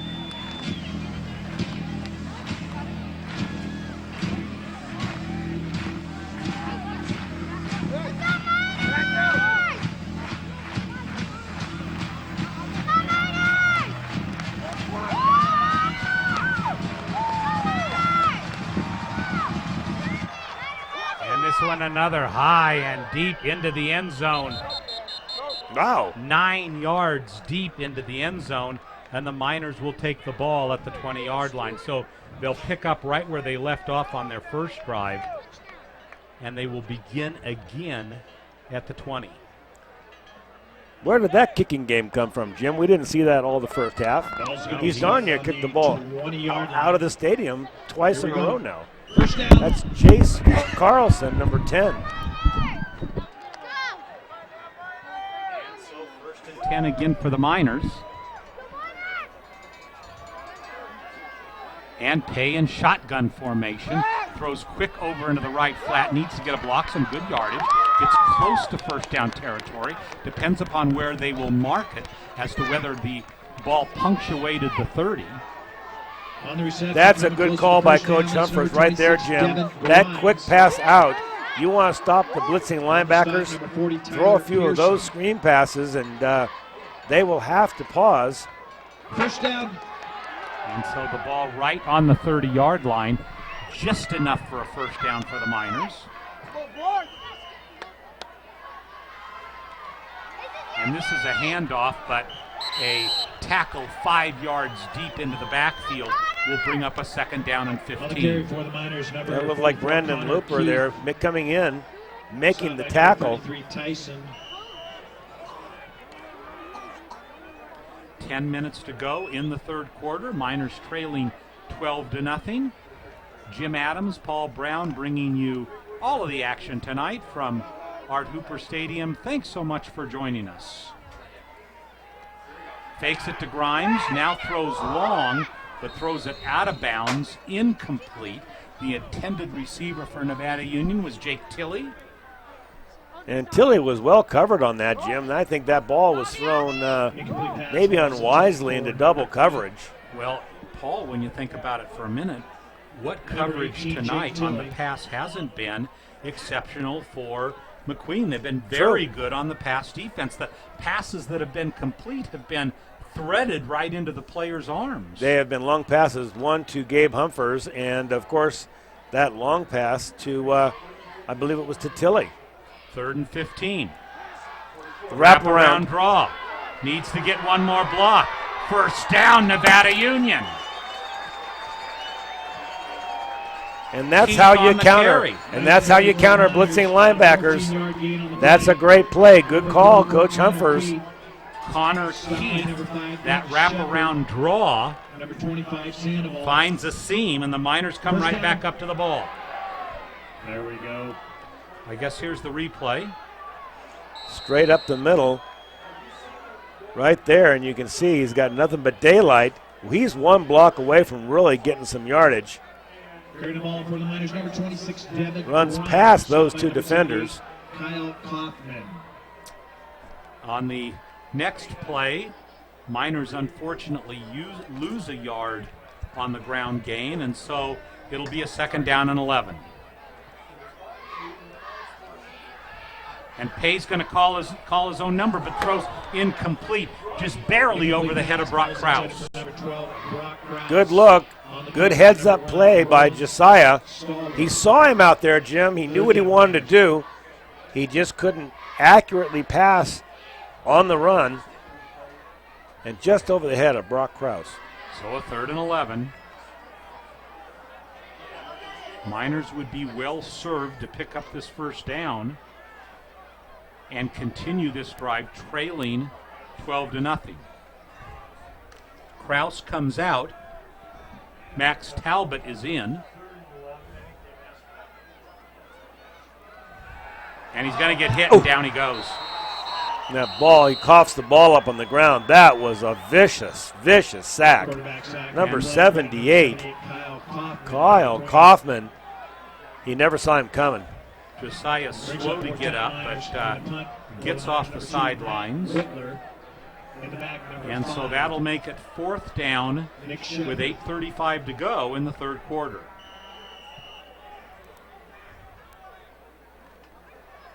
Oh, here comes again, and a near block. That was number That was 78. Jim, that I was- don't know how he didn't block that ball. Barely missed it. I thought he had it. I did too. That was Love to see that again in slow motion. I don't know. I want to see how he missed it, Paul. that was Colin Sabatin coming in, number 78. And Jim, when you block the football, you've got to throw yourself in front of the ball. He was so deeply penetrated, I think, that he didn't. He kind of look how deep I am. What do I do now? Yeah. And he just missed the block. I'd like to see that too on replay if we have it. Well, and so first down for McQueen. Miners need a big play here defensively. And McQueen takes a timeout.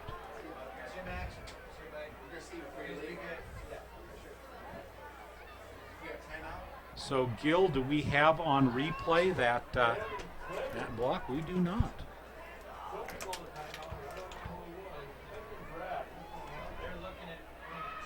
So McQueen takes the timeout here early. That will leave them with 2 more timeouts.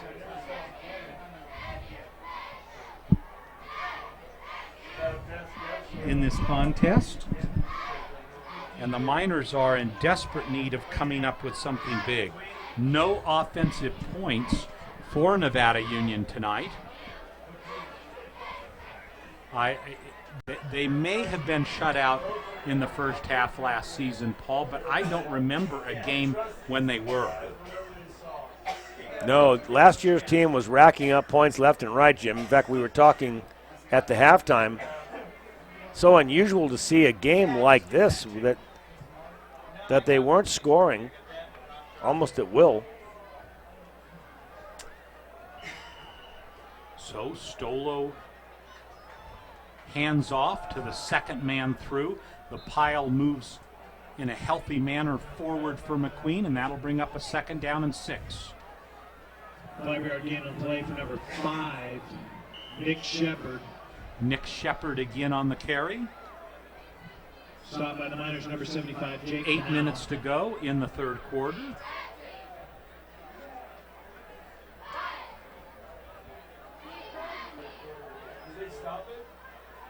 And they're going to take an equipment timeout here. I think the officials are going to give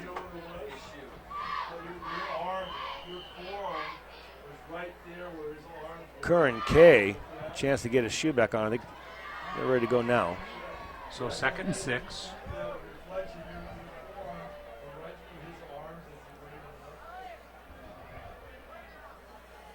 Long count by Stolo. Handoff to the second man through. Short of and surges forward. May have gotten the first down on the second effort. Let's see where they spot the ball. Another carry for number 5, Nick Shepard. And Shepard again carries the ball. And I think that's going to bring it up 3rd down and a little bit short. And they're going to measure. Referee timeout measure.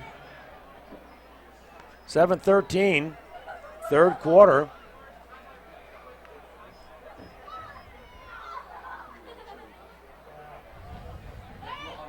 And for the Miners, although this contest far from over, for the Miners a little bit of soul searching on tap and a little bit of how do you fill some of the holes that have been created. But I think that they'll emerge from this game, Paul, knowing what the keys are and knowing where they need to go. You know, it's funny, last year, Paul, you think about it, the stuff that we talked about was defensively they need to fine-tune it here. And other than that, you've got a quarterback and an O-line and backs and wide receivers that can take it to anybody. You know, we talked about in the last game how they really should go on and play for the state championship. Well, you know, a different year, a different team. Of course, you always have seniors that graduate, and so the Miners just have different things on the agenda this year.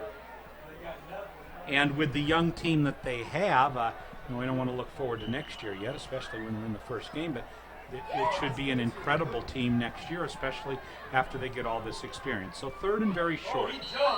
And now, and movement on the field. On the offensive line, that's And that's a killer from 3rd and inches to 3rd and 5.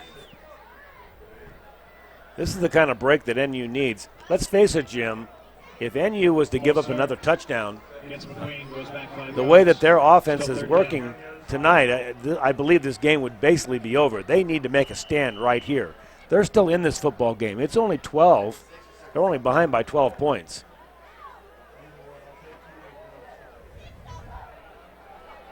So clock running with 6:53 to go in the 3rd quarter. And it's going to be a pitch. Miners try to stack it up, and they do. Excellent play and good tackling on Nevada Union by Tanner Vallejo. That's the Tanner Vallejo we saw last year. Well, that's the brother of Zach Vallejo. We saw it from Zach. That's right. The Vallejo we saw last year, but Tanner, a great play there. Injury on the field. And you know, he plays so much like Zach. Jim, he's 6'1", 200 pounds, plays that linebacker position, but the most significant thing, he's a sophomore. He is. You got to love that. Can you imagine what he will be like 2 years from now? They'll have to keep him in a cage. Yeah, looks like a cramp on the field.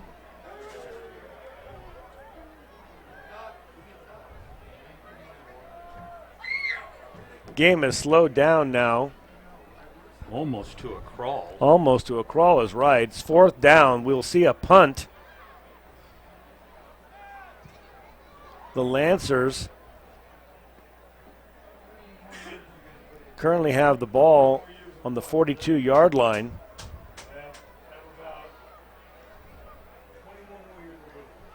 Coach Humphers talking to his boys on the sideline.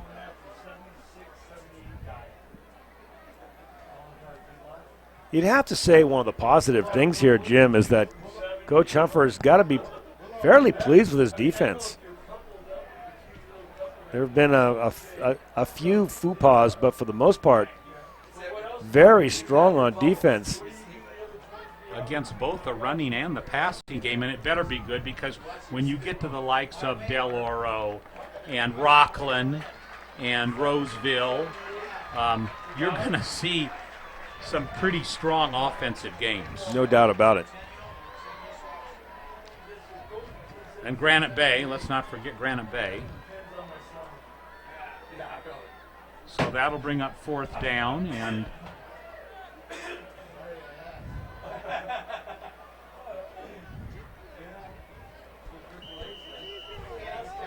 so back to punt. Chase Carlson also does the kickoff wow, duties. and here comes a number of players in. One is blocked into him, and then he gets elbowed back again. There's a flag on the field. There may have been a block in the back. No, it was not roughing the punter. It was it's some other infraction because it's 30 yards from where where the punter kicked the ball. And let's take a look at this. You can see him blocked right into the punter. There it is. And look at now. Watch him elbow him. You saw the beginning of the elbow there.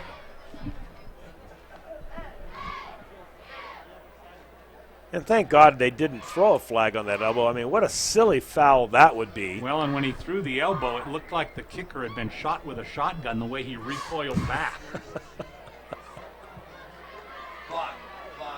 And a block in the back called against the Miners. That will take the ball back inside the 10 to the 6-yard line. And so if the Miners have not been challenged enough offensively, they're now going to start their drive from the 6-yard line. With 6:18 to go. Let's see if Coach Humphers goes back to that misdirection. We saw the wraparound draw. We saw the screenplay.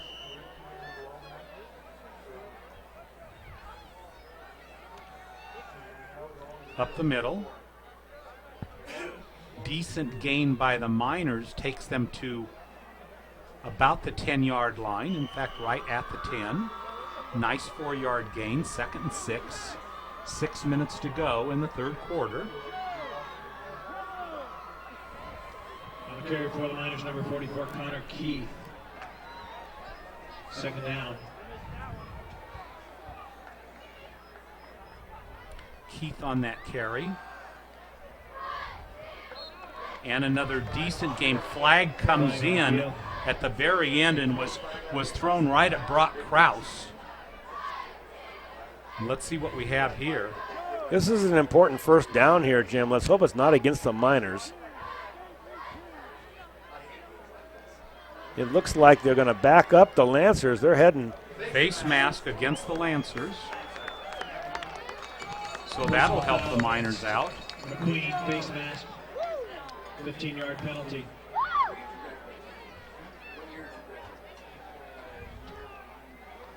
That's a big one, 15 yards. Well, and they've dug themselves out from the hole of a drive that started on the 6-yard line. Pay now has some breathing room. He's had a couple of good gains on this drive.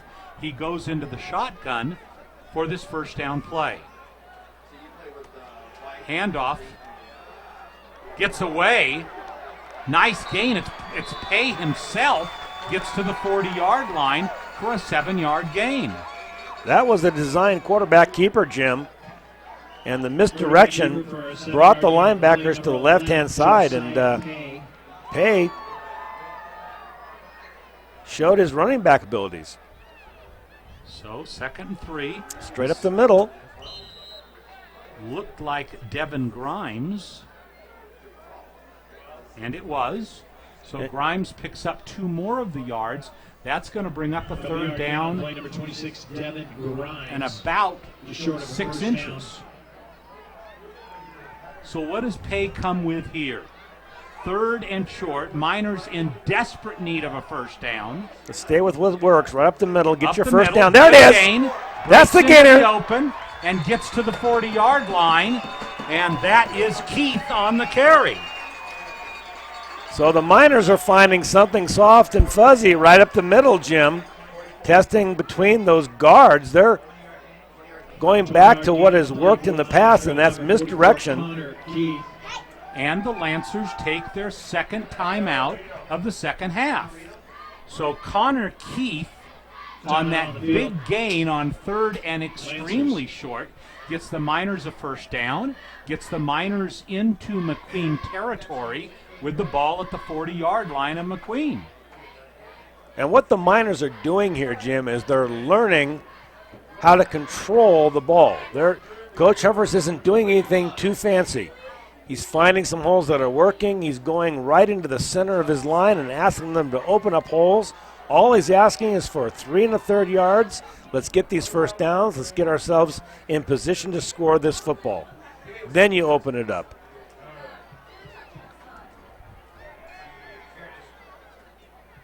.435 to go in the third quarter. McQueen with but 1 timeout left now in the 2nd half. And as McQueen readies themselves on defense, Humphers continues to talk with his offensive team. Ball spotted on the 40-yard line. First down. And so Pay goes under the center of Alex Sarner. Handoff. Nice gain. Again, Connor Keith goes for about 6 yards. 6-yard gain on the play. And that will bring up a 2nd down and 4. If it ain't broke, don't fix it. Let's keep hitting those holes until they stop you. And the running game is starting to work, and Connor Keith is carrying the majority of the load. But this is Grimes. And Grimes with a very short gain that's going to bring up 3rd down and long. So Devin Grimes on that carry only garners about 2 yards. And he's going to have a 3rd down and 4. But we're in 2-down territory here, Jim. They're going to keep punching at the middle of that line until they get this first down. And now the officials take a timeout because a McQueen player is again tying his shoe.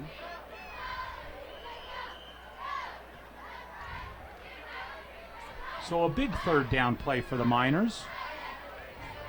Connor and Grimes again in the backfield, and he tosses it to Grimes. Grimes looks to throw, gets it out there, but incomplete. The intended receiver, Brock Krause, but it didn't quite develop the way you would have normally liked it to. Obviously a play that the Miners have not worked a lot on. I think it was this week that they determined that Devin Grimes was capable of throwing a pretty good ball, and obviously, Paul, a play they're going to have to work on. And I got to tell you, Jim, I don't like the call. That they were working their way down the field. They had 2 plays to make 4 yards. They were going to get another first down. And that was a bit of a risky play. Now they need 4 yards, and they're back to throw the football. They've got it. They got the first down. And that particular play goes to Brock Krause, the intended receiver on the previous play.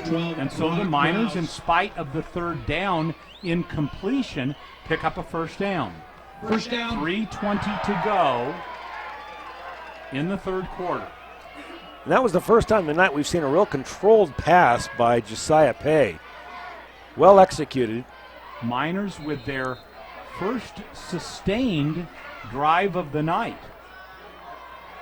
They started at the 6-yard line and had driven now deep into Lancer territory at the 24-yard line, where it'll be 2nd and 7. Miners quickly back up to the line of scrimmage. Pay with 2 backs. Gives it to Keith. Keith with a big gain. Coming down the sideline. No, it was Josiah Pay held on to it, and he got inside the 2. No, it was Keith that threw the block. No, it was Devin Grimes who threw the block down there, number 26. 27 but holding on to the ball. I guess Josiah I'm in preseason form. Yeah, you and me both, friend. You and me both. I was more impressed with the block, actually, than I was the run. I thought that was actually going to be the block that threw the Miners into the end zone. 1st and goal, and this has been a heck of a drive for Nevada Union. See if they can cap it off here. Handoff up the middle. Nothing for Connor Keith.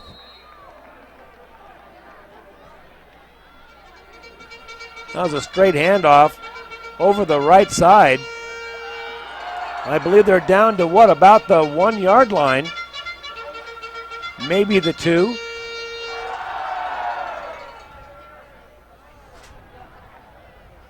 Two minutes to play, third quarter. Miners with their deepest penetration, their best scoring drive, their most excellent opportunity of this night. Connor again takes it. He's in. Touchdown, Miners! So Connor Keith caps it off with a 2-yard run, and suddenly the Miners are only 6 points away from the Lancers. And just about the time that we were thinking that the lid of the coffin was about ready to shut on the Miners get the football deep in their own territory. They take benefit of one penalty that definitely did get them out of the hole, Jim, a 15-yarder. But they just drove that football down with precision, with power. This is a Miner team that can win right here. This was a big drive for this season so far, the biggest certainly they had this season. Josh Senna's extra point is good. The Miners are within 5. We've got 1 minute 48 seconds to play in the third quarter, and if the Miners can continue to play like that, Paul, we're going to have a heck of a fourth quarter. Absolutely true, Jim. The Miners certainly found something they could do. So what did we see on this drive? We saw them take control of the offensive line between the tackles, and even you got to say between the center and the guards. They worked the inside. They worked pinpoint passing. We saw Josiah Pay convert a 4th down with a great button hook play. Lori Nicholson. And we saw some power. We saw Josiah Pate carry the football and carry the load on his own shoulders. We've seen that before with our quarterbacks. Alex Souza. Well, and not only did they finally create some holes for the backs, but also when they needed the key pass, they were able to get that. So let's see what happens here. We've got ourselves a 5-point game. We've got 13 minutes and 48 seconds yet to play. And that ball is deep and goes between his legs into the end zone, and the ball will come out to the 20. He was fortunate that that kick was as deep as it was, because if that had happened a few yards sooner, they would have been in deep trouble. But the Miners now fired up offensively. The defense comes out with a little bit of a swagger, and if they could stop this McQueen team fairly quickly, it could make for a very interesting scenario. Let's put it this way, Paul. If the Miners could get the ball down by only 5, that would be very interesting. But here comes the Lancers again. Handoff up the middle. Nice gain, 8 yards. And again, it is their most reliable carrier, Nick Shepard. And that'll make a 2nd down and 2. Inside a minute and a half to go. Shepard is an impressive runner. You've got to admire. Not only does he run with speed, he runs with power. Here's a replay right here. Now watch the way Shepard stays low to the ground and runs with power through that hole right there. You're going to get 4 or 5 yards every time you can run like that. And a first down for the Lancers. A short gain of about 3, but enough of 4, but enough for a first down of 5. And so from the 33-yard line, with less than a minute to go in the third quarter, the Lancers pick up a first down.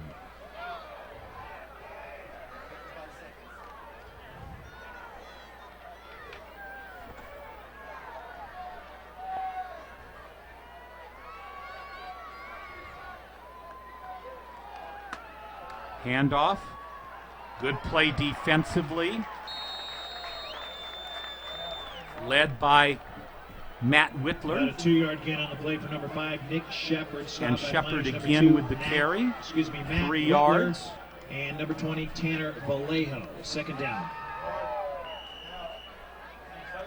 Stolo back in the game. This could be, if he wanted it to be, the last play of the third quarter.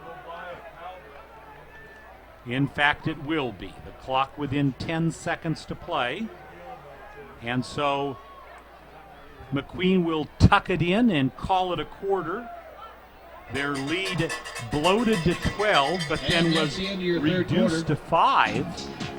And you might say that on the one hand, McQueen has positioned themselves to prevail on the road tonight. On the other hand, you might say that if the Miners have a good fourth quarter, they could take this out of the jaws of defeat and post a win in their first preseason game. You know what we haven't talked about tonight, Jim, and I'm starting to see it on the field now, is conditioning. This is an early season game, and I'm starting to see the Lancers slow down a little bit. You notice that? As they came off the field, they hold their hands up to get water, and they were 2 or 3, 4 of them were asking for water as they came off the field. A number of the Lancers go both directions. Early in the season, conditioning plays a big part in these games, especially in the fourth quarter. The light in here is off. Gil, we have a burned out light bulb, so I was looking for Steve Pilcher to say, hey, can we get a light bulb next week? So we're, as far as the players are concerned tonight, we're kind of working off of memory because it's very hard to see the players' rosters, but here comes a big 2nd down play as we commence the fourth quarter.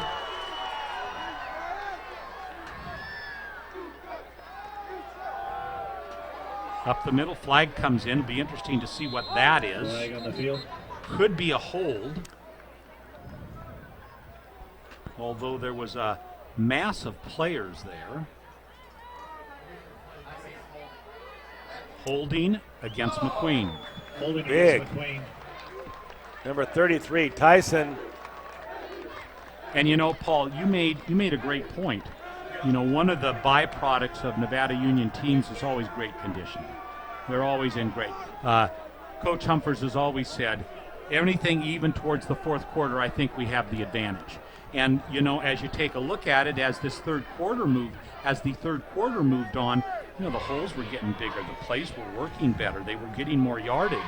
And here's now the fourth quarter, and they're now going to have a second down and 18, and we'll have to see what the Miners can do. Can the Miners come up with a big defensive play here? Handoff. Not much. Not much going on there, and they're going to have a long third down coming up here for the Lancers. Jim, I don't see their offensive line getting off the ball like they were. Now, every team slows down to a certain degree as the game progresses on, without a doubt. But I see hands on hips. I see kids trying to get air on the side of the Lancers, and maybe this is something we should keep an eye on. I think that the Nevada Union players are definitely in better condition than the Lancers are right now. Well, big play here on third down. Stolo brings his Lancers over the line. This will be a pass. Rolls. Throws long. Miners looking back. A fight for the ball. And a flag goes down against Nevada Union, I'm sure, and that's going to turn into a great big play. The reception was there. Rollins Stallworth with the catch. And there was an unsportsmanlike against the Miners, so that play, which ended at the 32, will now go to the 17, and it'll be a 1st and 10 for the Lancers. That is the play of the ball game right now, Jim. That ball was up in the air. I thought the ball was on the ground. Personal foul against And it's a personal foul. I'm not sure what happened. Something happened while the ball was on the ground, I believe. Yeah, Jim. it was afterwards. One of the Miners, the defender, hit the McQueen player. And Dave Humphers talking to the official there. And Dave is trying to get an explanation about what exactly happened, because this is, like I said, the play of the ball game. This is an absolute crusher. And they gave them the entire length of the field. I mean, they gave them 40 yards. The Miners were well positioned on that play to defend. It just didn't happen. So 1st and 10 now from the 17. Handoff against Shepard. Shepard goes backwards, picks up about 3 yards. 10.5 to go in the game. Shepard. 2nd and 7.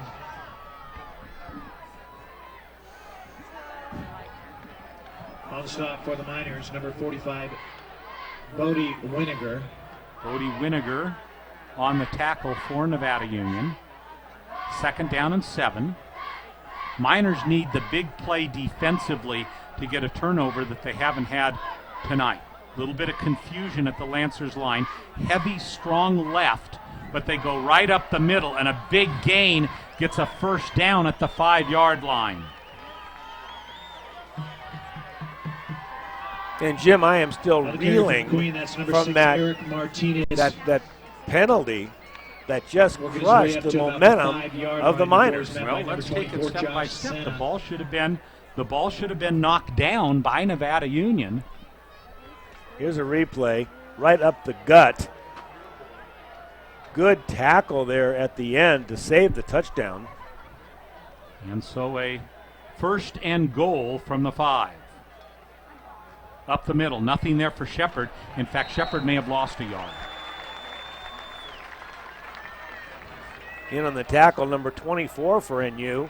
On the carry for McQueen, that's number 6. Josh Senna. Martinez brings up 2nd down.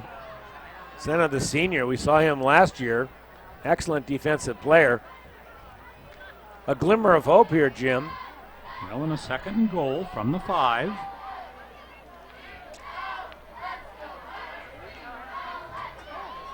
"9 minutes exactly to play.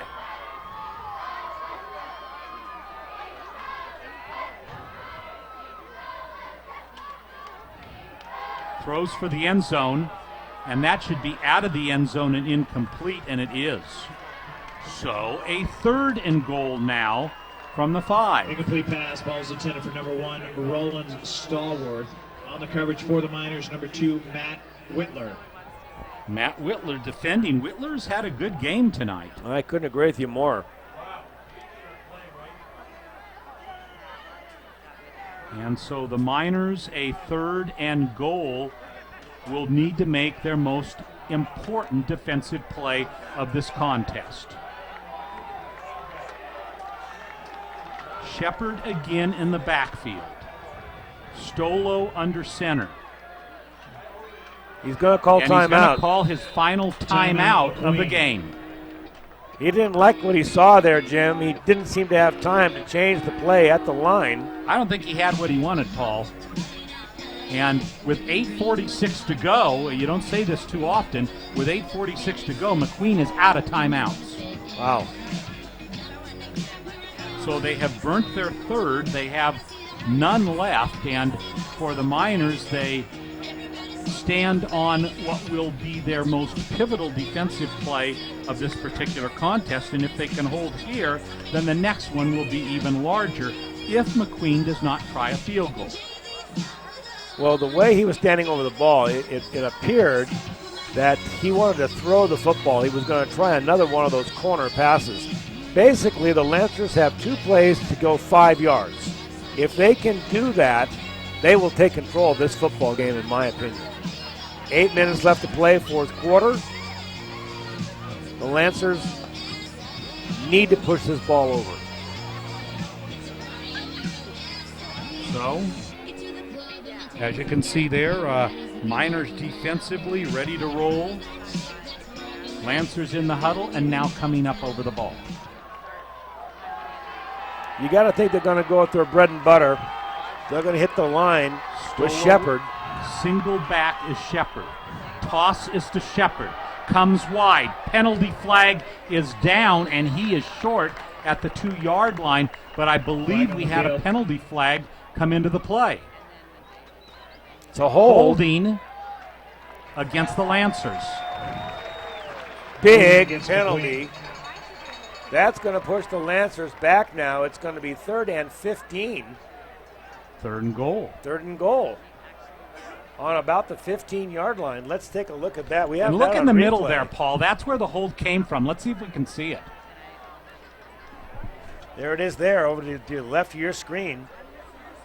And, you know, that's the kind of hold also, Jim. It really didn't impact the play much. It was more on the follower. Gil, take that back again. Can you re-rack that real quick? Now you can see, if we look at the replay one more time. And you could stop it and see it, but no, let's stay here with live action. Big play of the game here, 3rd and goal. Miners with too many men. Now they're okay, 3rd and goal from the 15. McQueen has had a knack of converting these tonight, as they did earlier in this possession. They're going to go to the outside. And it's Shepard. Shepard is hit. He gets to about the 10, but that's going to be 4th down with 8 minutes to play, and the clock is running. From McQueen, number 5, Nick Shepard. So let's take a look now. Hold on, Gil. Let me tell you when to stop. On the Stop it now. Number 7, Now look at there. You can see just to the right of the ball carrier, there's your hold. Your hold is right there by number 74, I believe. So go ahead, Gil. Take it from there. And so here we go. They're going to try a field goal. This would make it 15-7. It would give them an 8-point advantage. The ball is at the 18. This is a 28-yard attempt. High snap. Spotted. Kicked. No good! Wide right! Wide right! And the Miners have dodged the bullet tonight. They take a 1st and goal at the 5. In 3 plays, move them back 5 yards. And the 28-yard field goal is wide right. The Miners will take over at the 20 with plenty of time left. 7 minutes and 20 seconds. And Paul, put on your seatbelt. If it's anything like the last drive, it will keep us on the edge of our seats. I got to say, though, Jim, the Miners need to get it done right now. They need to move this football down the field in this possession. No 3 and outs. We've got to see them do what they were doing previous to the possession by the Lancers. We've got to see them move this ball down the field and score. Cody Long, Leighton coming onto the field. Left tackle. Hay now with a little bit of confidence. Nice gain. First down. Miners take it to their own 37. Miners going back to misdirection, Jim. Everybody was looking for that football, and here it was up the middle. Connor Keith really emerging here in the second half. I'd like to remind you that at the conclusion of tonight's contest, we will be picking the Bill Slade and Sons Player of the Game for the Miners, presented by Stuckey Jewelers. That one not as good of a developing play, maybe 2 yards on it. Again, Keith on the carry. 2-yard gain on play, number 44. Inside Connor 7 minutes to go. Stop by number 78. 2-yard gain, Hoffman. 2nd and 8. Hay now sets himself up, Paul, so that he has a little bit more time to throw because he's been gaining this yardage on the run. So at what point do they say, do we roll the dice with giving Josiah a little bit more time to throw?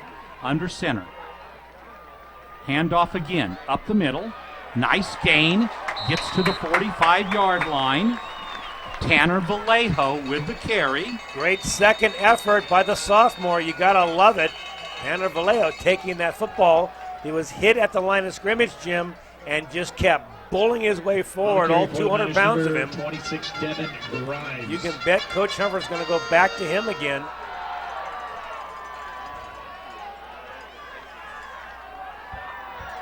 So 3rd down and 2, and that will be a loss.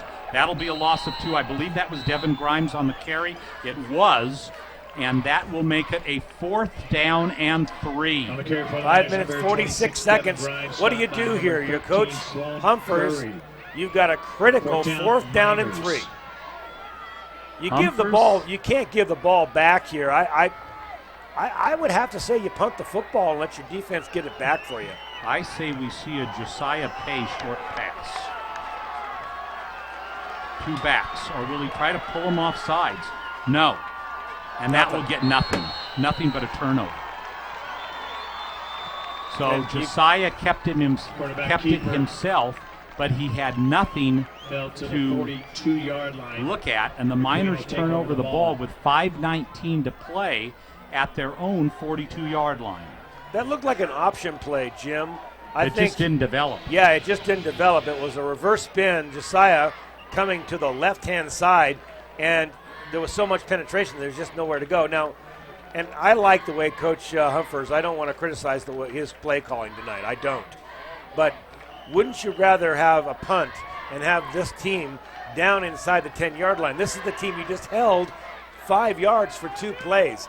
I'd rather have the punt and be down the field right now rather than have them on the 38-yard line. Miners really changing up defensively. They guess right, and they get him in the backfield. Shepard for a loss of 2 yards. Miners stacked that left side. Talbot penetrated well. Nick Shepard. And that makes it a 2nd down and 12. And they read that one perfectly. Moments before the snap, they filled those holes, and the Lancers, with no timeouts, had to run the play. 4:50 to go.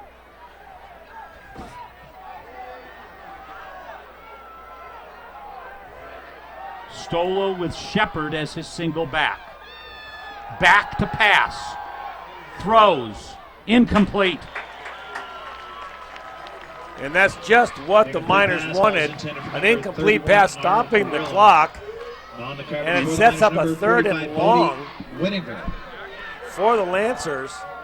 Arnold Carrillo, the intended receiver, defended by Gabe Humphers. Very interesting football game, wouldn't you say, Jim? Absolutely. With 4:35 to play, it's up for grabs. The Miners need a big play here on 3rd down. If they stop them here, you would have to think that the Lancers would have to punt. However, the Miners need to prove themselves on this 3rd down play. Again, Shepard, the lone back. Miners shift over. Heavy on the left side. Now the misdirection coming around the right. Nice gain. 1st down. Breaks into the open and taken down at the 28-yard line.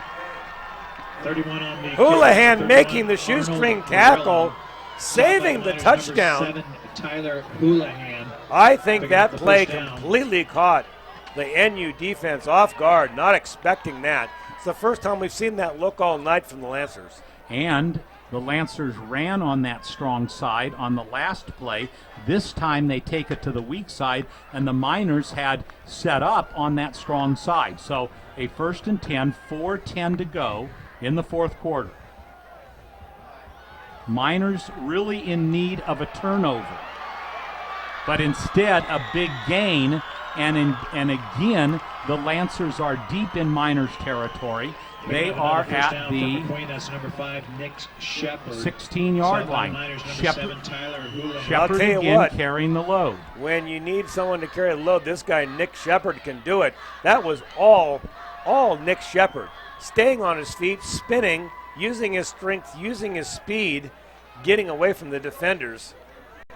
And the clock continues to run. NU desperately needs a turnover right here.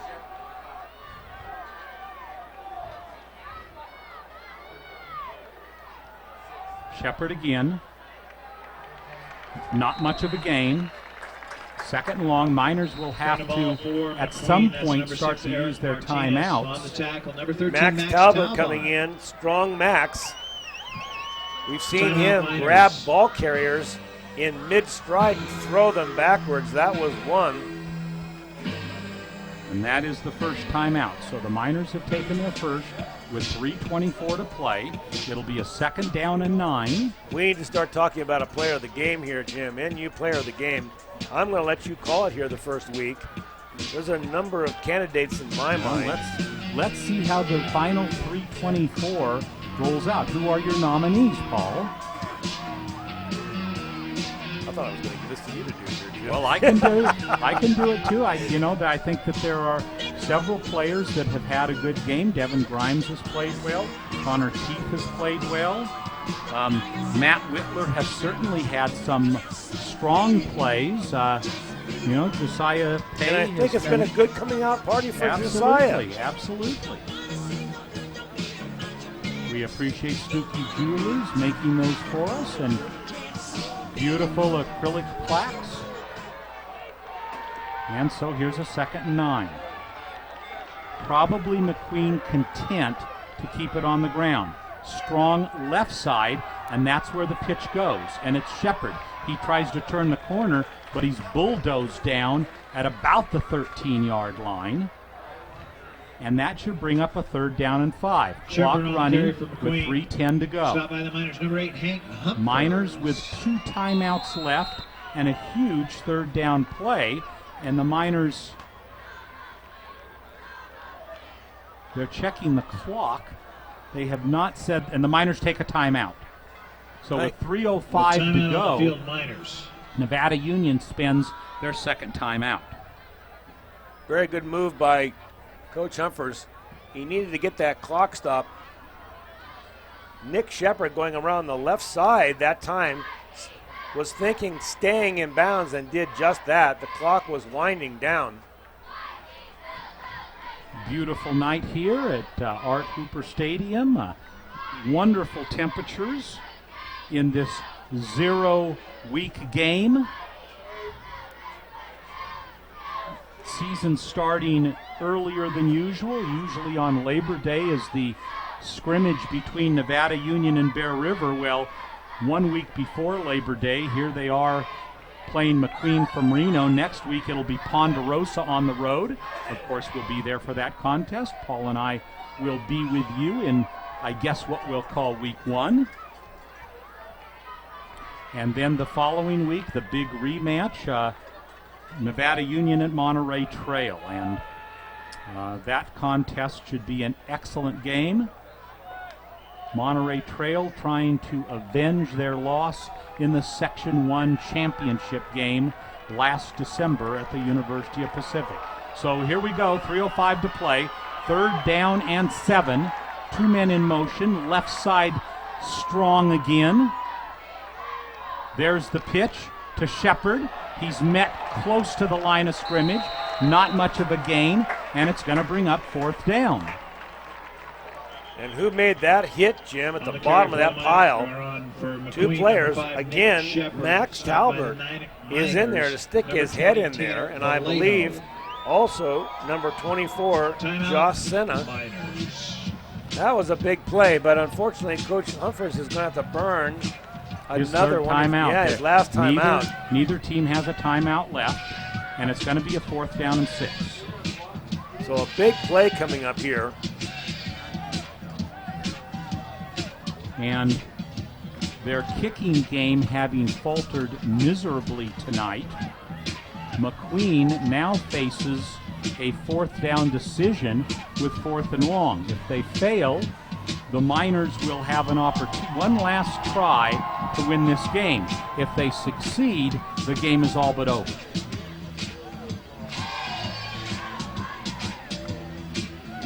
So it boils down to this: if Nevada Union can cause McQueen to go out on downs, they get one final chance. If McQueen can get a 1st down, Nevada Union, with no timeouts left, will find themselves in a very drastic position. So here they come, 4th down. Fumble, back to pass, throws, incomplete.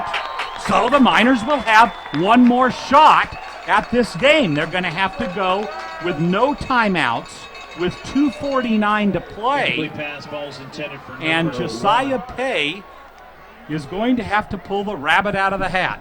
Short of an interception, Jim, they couldn't have asked. They couldn't have asked for a better play defensively, forcing that pass after the ball goes on the ground. Here's the replay. Bad now snap watch. to start with. It's a bad snap. The ball goes on the ground. He picks it up. He's got really nowhere to go. He looks out to the right, tries to find the receiver, but basically he's grounding the ball. And so what do the Miners go with here? 2:49. Plenty of time if you still had a few timeouts. But the Miners don't. Josiah's back to pass. Throws in the left flat here. Complete. Out of bounds. Dragged down. Nice pass.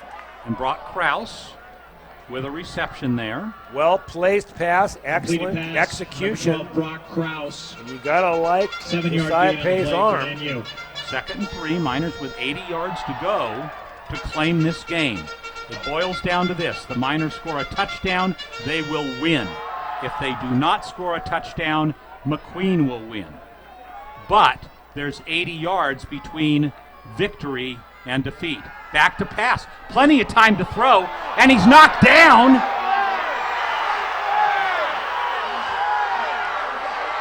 And there is no flag. And that will probably be the game. You know, they're booing him, but I'll tell you, Jim, I think that there was more of an entanglement. The feet, there was. The feet got tangled up. There was no foul on the defender's part. He didn't grab him. No, and I don't think you can call a pass interference when either. The player's legs get entangled. I think the referees called it properly. Coach Humphers out there making a case for it, but I don't see that was a very infortuitous play for the Miners. There the ball, he lets the ball go, and at the bottom of the screen, hopefully we'll see it. No, we really don't. And there's the interception, and now McQueen should be able to, just banning a turnover, they should be able to just burn this clock. 2:30 to go. This party is over. It looks like, unfortunately, Jim, for the Miners. Picking up about 2 yards on the play before he stopped. Crowd starting to pack their bags. It was a good pass, and I understand the play that they were trying to run. But had he stayed on his feet, I think the ball would have been overthrown. Well, we shall never know. But a 2nd down.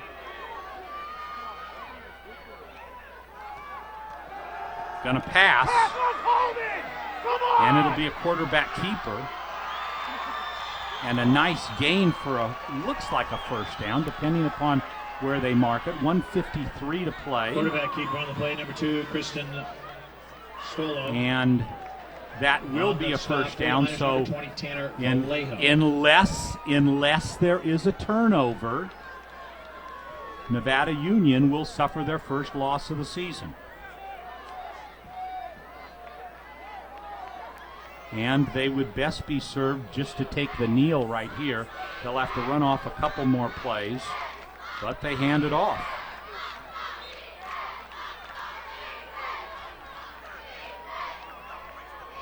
And so a valiant effort tonight by the Miners. They really show some flashes of promise. The defense plays an excellent game. The offense shows some promise as far as some of the things that they do. But the Miners in their first game will only post one touchdown. They will give up one touchdown on special teams. They will allow no extra points.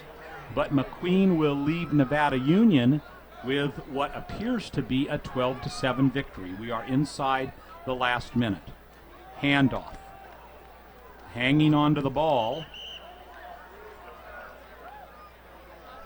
And we are inside 45 seconds.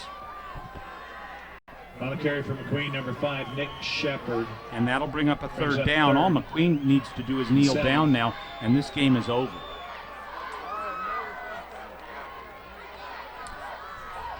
So, Jim, we can talk about a lot of positives and some negatives from the Miners today. But what I do like, the second half, they showed some character.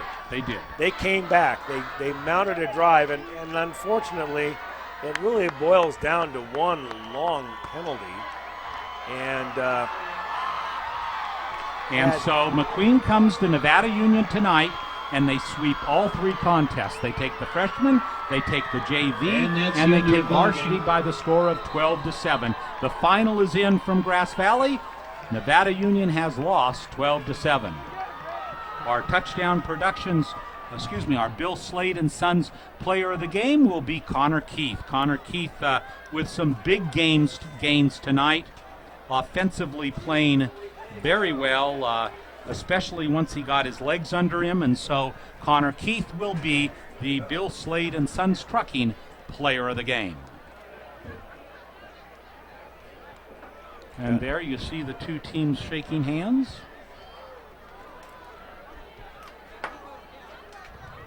And one of the McQueen coaches, now the neat part about it is Nevada Union will travel to Reno next season for a rematch of these two teams, and Nevada Union will largely have the same players who you saw playing tonight, playing a year from now at that game.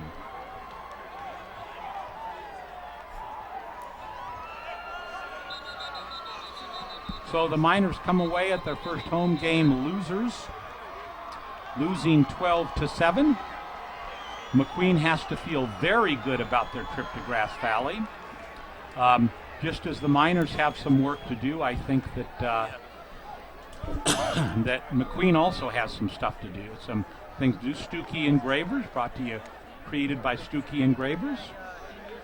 So, number 44, Connor Keith, our Bill Slade and Sons Trucking player of the game. Gil, are we ready to go to the final spots? So the Miners lose tonight 12-7. They show some really good signs. They'll have Ponderosa next week at Ponderosa, so that should also be a very interesting, what we'll call a preseason game. And we'll see between this week and next week that was bullshit. What they do to improve. I'm sure a very disappointed Miners team. However, remember this, that their only loss last season was against Rockland. I believe it was in week 2. And so, you know, with a young team that is picking up a lot of momentum and learning on the job, next week will be better. We'd like to remind you, you're watching exclusive coverage of Nevada Union Miner football on the Touchdown Productions Sports Network. Experience Roadhouse food from around the world at the old 5 Mile House on Highway 20, your 5-minute getaway for fun and family dining. Your host, Robert Smith, has transformed the old 5 Mile House patio into a charming oasis with live music almost every day. You'll find good value and good times, and in September, enjoy the taste of Italy along with the core menu of Roadhouse food. Get something for everyone at the old 5 Mile House, your 5-minute getaway. Mike Bratton is the neighbor you can count on for your most important insurance decisions, 24 hours a day. The first step begins with a phone call. Hi, I'm Mike Bratton, your good neighbor State Farm agent, and I look forward to hearing from you. Since 1984, my team and I have been educating clients and developing long-term relationships through personalized and professional guidance on their insurance programs. We will put you in the driver's seat and strive to enhance each encounter you have with us. Like a good neighbor, State Farm is there. Hi, I'm Dawn Whitmore, branch manager at Adecco Grass Valley. Adecco is a full-service human resources provider. I'm Autumn Payne, your staffing consultant here at Adecco. If you're an employer, we have the perfect workers for you. I'm Lisa Harkey, senior staffing consultant here at Adecco. We know the economy's still tight, but we're here to help you find employment. We look forward to serving you.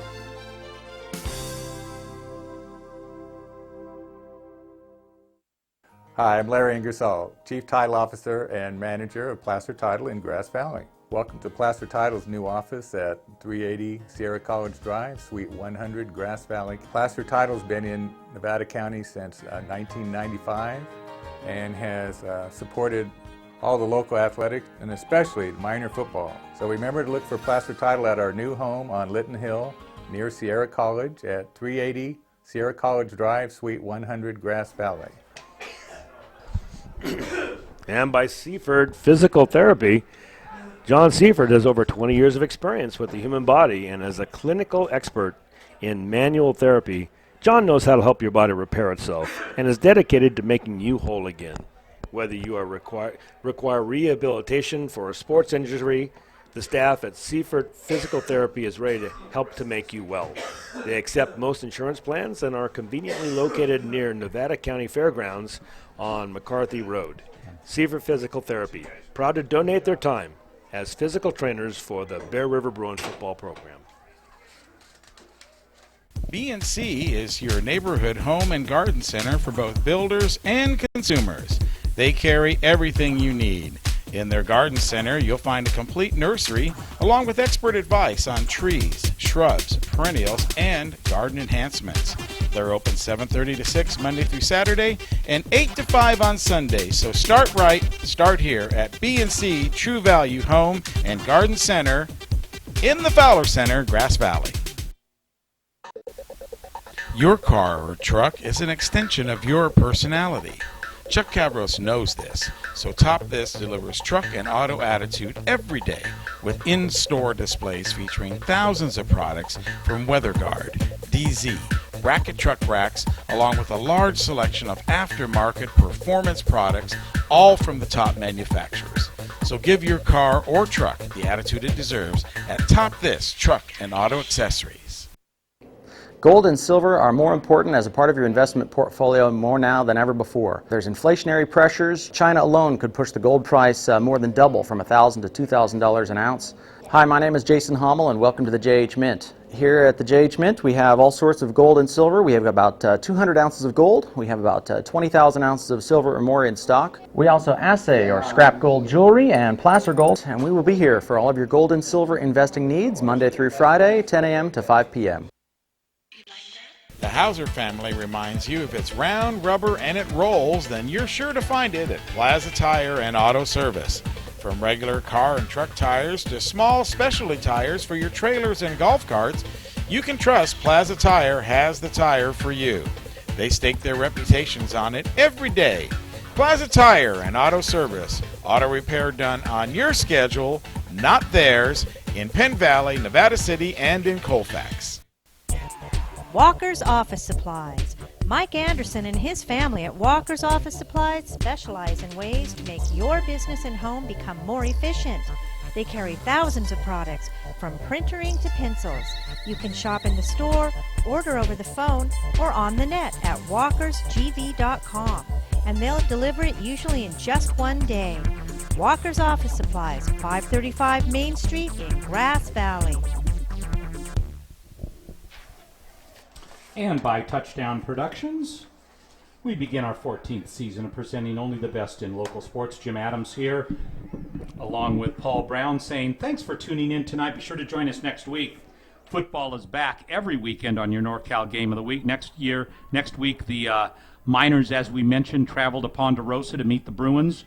Marty Mortensen and Rick Elwood will be at Bear River as the Bruins take on the Capital Christian Cougars. They're both more great sports action produced by Touchdown Productions, now seen all over the world at www.nevadacountytv.org. Just click on Watch NCTV Now or On Demand for your next broadcast of the NorCal Game of the Week. So the Miners lose by 5 tonight. I'm sure we'll see some improvement next week as they take on Ponderosa. Some good things to talk about. Obviously, some areas in which they want to do better, Paul. Absolutely true. But you know what? This is a Dave Humphers team, and they showed some character in that second half. They came back strong. They had an opportunity to win this football game. Had it not been for maybe a penalty here or a play there, they would have been right in it. So I liked what I saw the second half. I liked the way some of these juniors are coming along early, and I think we'll see a very mature NU football team by the end of the season. Our executive producer, Gilbert M. Dominguez. Remote coordinator, Sean Kashevsky. Announcers, Jim Adams, Paul Brown. Hey, Paul. Enjoyed it. Titles and replay by Carly Winquist. Camera operators, Anthony Stewart, Laura Anderson, Peter Roediger. Office Manager Lynn Dominguez. Remote Facilities by Commander 2. Commander Maintenance by Plaza Tire and Auto Service. Player of the Game Award, Bill Slade and Sons Trucking, Stuckey Engravers. Touchdown Sportswear by DK InStitches, What's Your Sign? And Touchdown Accounting by Sierra Business Management and Cinto Graciano LLP. Touchdown Productions, we're always interested in your comments. Write to us at gil@touchdownproductions.com. For Gil Dominguez, Paul Brown, and the entire Touchdown Productions sports team, this is Jim Adams reminding you that you have been watching exclusive coverage of Nevada Union Miner football on the Touchdown Productions Sports Network. See you next week, everybody.